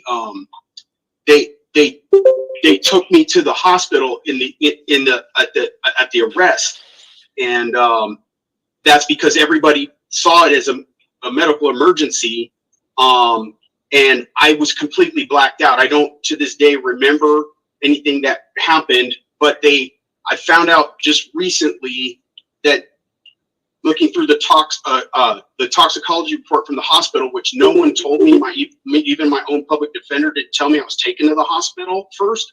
I woke up in jail not knowing what had happened, and I've never been to jail, and I was very confused and scared. But they actually had me on a legal status medical hold, it says, and also the treating doctor in the ER had an order to psych admit me.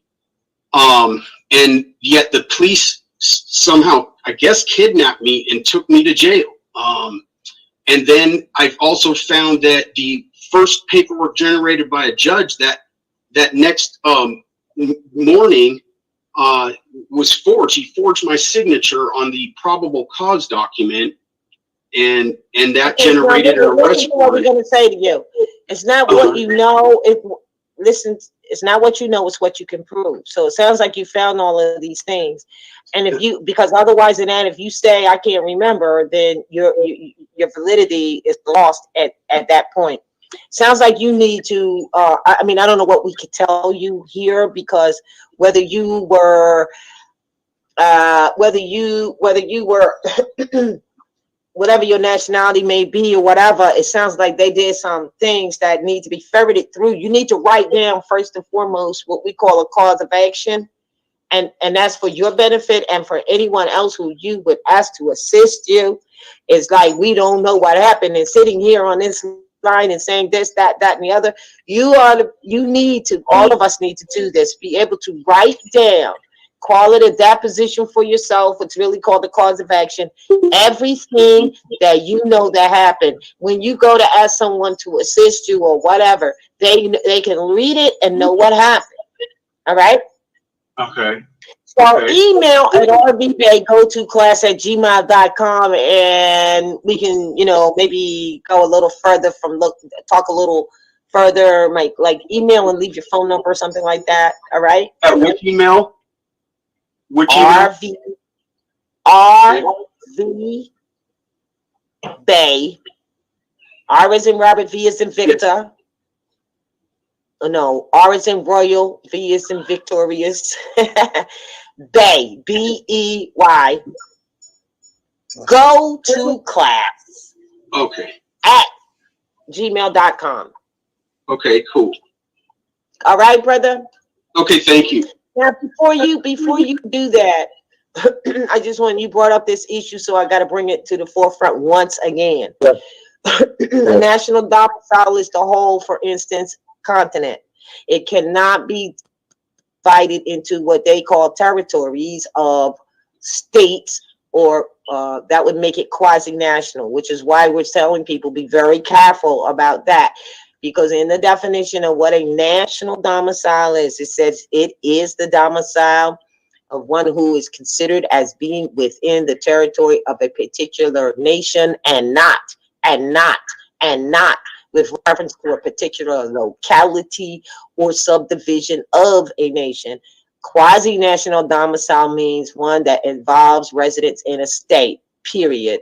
Don't even have a lot on that. It's just, so that means when people start breaking up the states or breaking up the national domicile, calling them states, and not realizing that all the states are sales territory, fictitious boundary sales territory lines.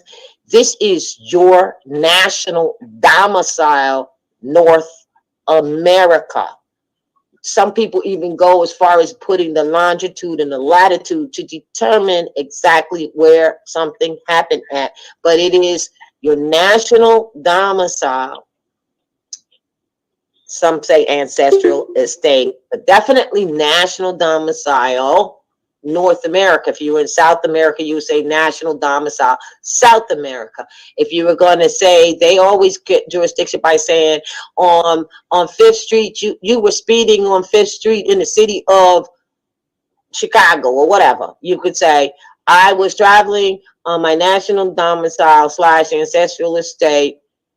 And then you can put, what you refer to as Chicago.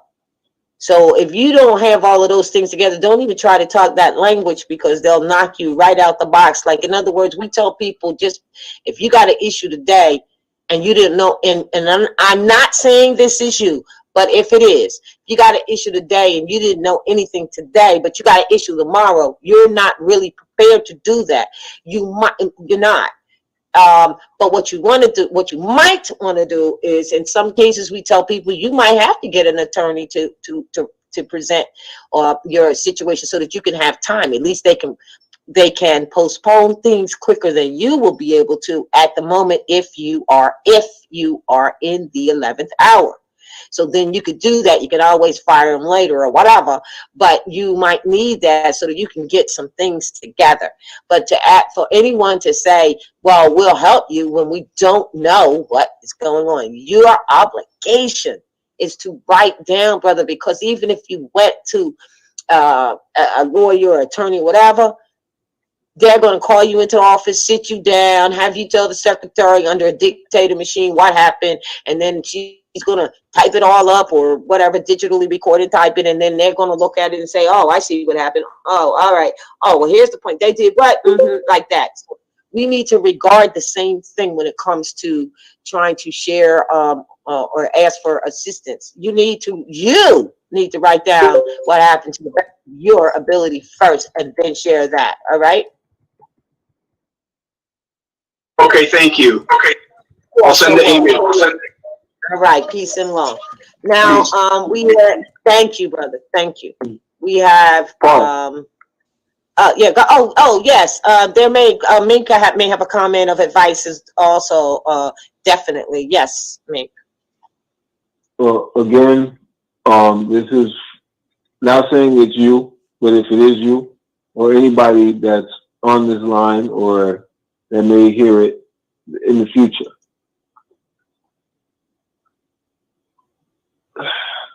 the proclamations and the declarations only go as far as the spirit that authored them in autograph. Say that again, louder. The proclamations and the declarations only go as far as the spirit that autographs them. We are who our foremothers and forefathers were, without doubt or contradiction. Nobody can change that, and nobody can regulate and tell you to proclaim or not to proclaim. It's your birthright, just like it's mine, just like it's hers, just like it's his, etc. But that's more from a personal standpoint, from a spiritual standpoint. When you go out and you're demonstrating with Rome, now it matters. Everything that the mother was just saying comes into play. prematurely, etc. Because it's very rare. I'll say 9 times out of 10, there is no such thing as, oh, I did this and they know that I'm proclaiming my nationality, so now they're gonna back off. If anything, being honest with you, we're being transparent. We got a lot of experience between us. If anything, it might make them even come at you harder. Because now they want to see if man knows, and he can be that which he knows. Mm-hmm. So I just wanted to put that out there. We're not discouraging anybody from doing it. Just you know and understand what your purpose is, and you ride with that. Mm-hmm. The birthright, again, indeed, the birthright is yours, just like it's ours. We just want to emphasize for people not to do paperwork in this regard to defend themselves if they haven't aligned the rest of the principles, because they will put you to the test. And unfortunately, they may try to accost you even harder than they were before, because they are gatekeepers. So just keep those things in mind. There's ways to stand on constitutional principles without going into national principles if you are not familiar with national principles and or not dedicated to them as of yet. That you can go into constitutional principles. So I just wanted to put that out there. Islam. Islam, thank you for that. And so no discouragement at all, but you got it. It's inciting, especially when you know some injustice has been done. But the thing is the law is the law is the law, and it's not what you know, it's what you can, when it comes to that, what you can substantiate or prove to happen. And there's a process on how to do that. All right. So, the last is this Elisa Bay? I haven't heard from her in a long time. Peace and love. Is that you, Elisa?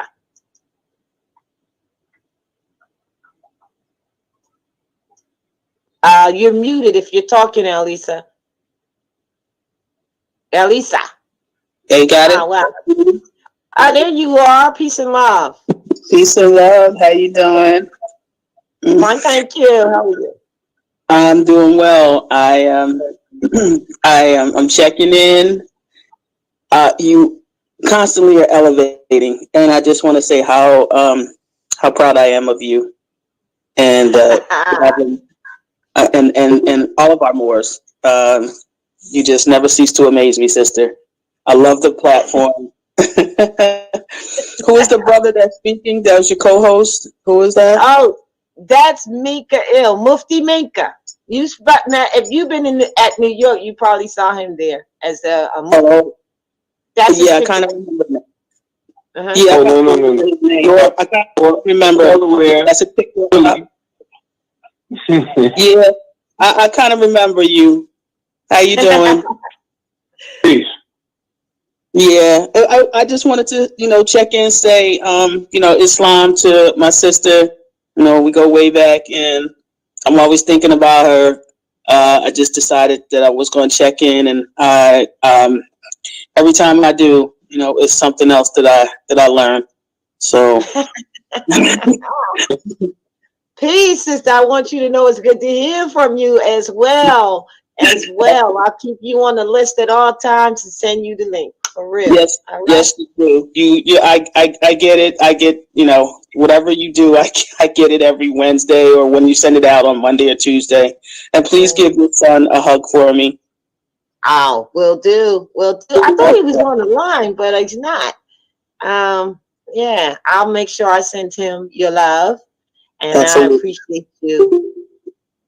Okay, thank you. All right. Islam. Peace. All right. What a way to go out. Thank you so much for that encouragement of being in the right track. So now let's see. Lex nihil facit injurium. The law does injury to no one. That's right, Mr. Karima. Thank you so much. And then we have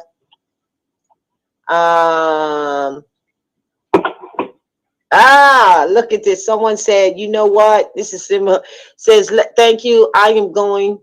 He says, I found you guys 10 years ago and recently have come back to, so I am not totally green. All right, brother, that's cool. That's cool. What you're going to find is everything is what it is. It's come to a head right now. Like those things are what we need to apply. And like I said, sometimes, we could get excited and excited about it, but it's time. We have to be what we know and know that the law is the law is the law for everyone. I like what you said, Mink, about even if you're not doing it from a nationality perspective, you still can do it from a constitutional perspective, All right. All right. So with that, if there's no more questions, I don't see any hands up. We're going to close this out. You can find this class again. That'll be on the YouTube, Canaanland YouTube, as well as 4 or 5 and a few more. Really, see, here's what happens every Wednesday. We do this class. Let me just give you the layout here.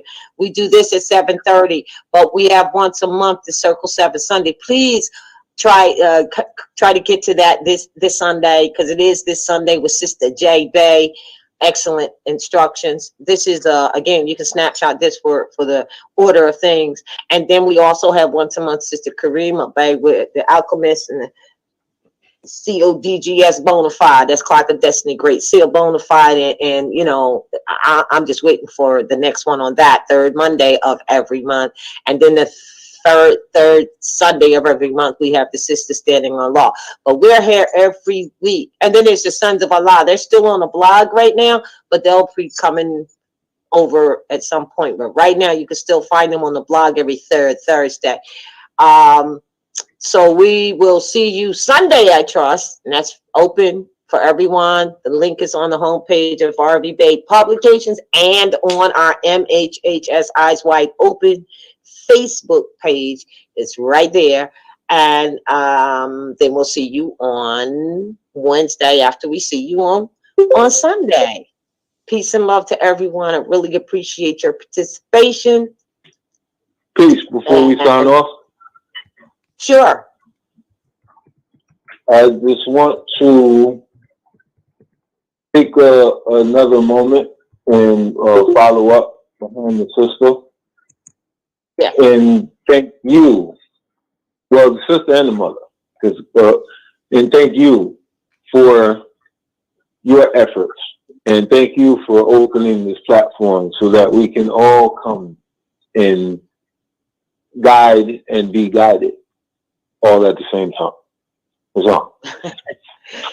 Islam, peace and love. Wow, thank you. I really appreciate all that. My thing is what I'm finding after 23 years is that, as I mentioned earlier, that basic information foundation is necessary for anything that you're building.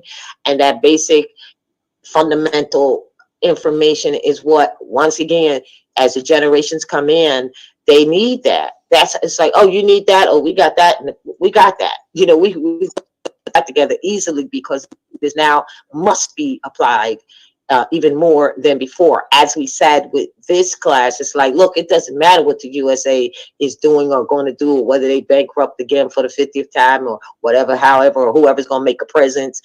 It's about what you're going to do, because it's about your relationship to the rest of the community. That's what it is. And then law is law is law. So, there's fundamental things that go with that. And I have to thank you, Minka, as well, and my son, who I thought was on here but isn't. I have to thank you for for joining in. I know I asked you to come to do 1 or 2 classes, and that was how many classes ago? 50, right? That was class number 9 on removals, and here we are at we're at class 61. Somebody needs to mute, please. Can you please mute? Can you please mute? Can you please mute? Oh, jeez. Thank you. Praise well, that's a full cycle. I forgot to mention at the top of the class that 61 is 7, which means order. So that's what we were bringing to order in the end to this whole thing about the proclamations update. I'm sorry, Mink, what were you saying? No, I was just saying that if it came in on 9 and it's 61, that makes a whole complete cycle. That's a year. I know. Wow. But it's all good. I just want to make sure I thank you for that. I wonder what happened to Miss. I thought he was in here. Sure. All right. We'll see you on Circle 7 Sunday at 1 on this platform, and then we'll see you on Wednesday 7:30 right here. And just remember that the Enlightened Asiatic with Sister Karima is at 7 o'clock, not 7:30. But we open up for these classes 15 minutes, like 7:15 to enter, and then at 7:30 we get going. So with that being said, I'm wondering if I should play out the sheriff. No, I played the sheriff. You know that sheriff statement where the sheriffs across the nation are saying we're not doing nothing unconstitutional anymore. Let me see if I could play that one more time for those who might not have been on the line. This is what's happening. And I say this to say that they're recognizing too. Look, everybody is at odds in that war. The states they're not following the federal, which they're supposed to do. Everybody is just pining. You know, it's really it's really important. So what I'm going to do, I'm going to close out, but I'm going to play the Sheriff Constitutional Rights once again, so you can hear what's going on across the nation. It doesn't matter what your nationality is. It's about the law being enforced. However, it's very important for us because all of this is going to be left in our hands. And that was stated as a prophecy, and it's meant so. Not only is it going to be, it already really is. This is the best time to do stuff, to start any exchange or what they won't call do business. This is the time. You may not think so because you know your job got KN last week or something, whatever it is, but it is the time. This is it. So if man knows, he must what? Be what he knows. So let me go out with this. You can see I'm here. I just want to personally, could you pull that mic up a little bit? Is that better? Okay. You know, guys, it's simple, like a lot of them have said. The Constitution needs no explanation. It's been enforced for several hundred years now. It's easy to understand. It says what it means. It means what it says. And the last time I read the Declaration of Independence, it specifically reminds all of us that we're endowed by our Creator with certain inalienable rights, which means God-given. Among these, life, liberty, and pursuit of happiness. And that governments were instituted among men specifically to secure our God-given rights. And it says when government becomes destructive to these rights, meaning when they go above and beyond trying to secure our liberties and trying to take them, it's the right of the people to alter or abolish that government, either by voting or ultimately, God forbid, to use our Second Amendment rights to protect ourselves from tyranny. And I'm just asking all of y'all to unanimously join our sister counties of Wilkes, Surrey, Stokes, Lincoln, and Cherokee and get on board with this thing and publicly demonstrate to us that you're willing to uphold and honor the same oath I took when I put my hand on God's word and held my other hand up to him and swore that I'd give my life to defend that Constitution. And I'm not trying to be disrespectful, but regardless of what y'all do or don't do, I'm not going to enforce an unconstitutional law. I'm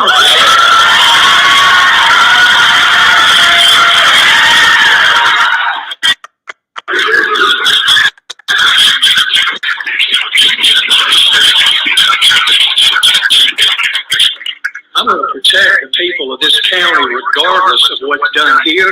So I'm just praying. I've been praying about this thing all week. That God would touch y'all's heart and say, hey, let's get on board. Let's do the right thing. Let's let these people know that we're here to support them. And we're not going to allocate any personnel, finances, resources, or facilities to infringe on their liberties. Thank you. I do got to say one thing. I just realized it. I am not advocating any tyranny with military or guns or whatever, like Second Amendment. I am not advocating that.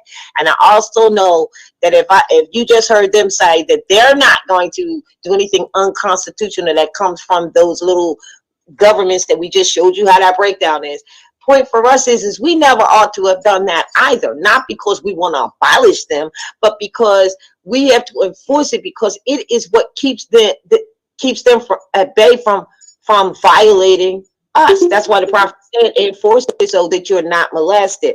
So everyone seems to be getting on that same bandwagon and recognizing that that Constitution, as was stated in my is that it was adopted, and that if you and I need to enforce it, especially against those who are attempting to violate it against us. That's all that's being said. So with that being said, I say peace and love, and thank you. See you next week. See you Sunday and at 1 o'clock, and then see you next week, 7:30 right here. I'll be emailing you out. And if you are not or have not been on my email to receive anything, you can email me. Otherwise than that, just check the Facebook and the homepage, and you'll see how to join into the classes. Peace and love. Peace, man. Peace and love, bro. All right.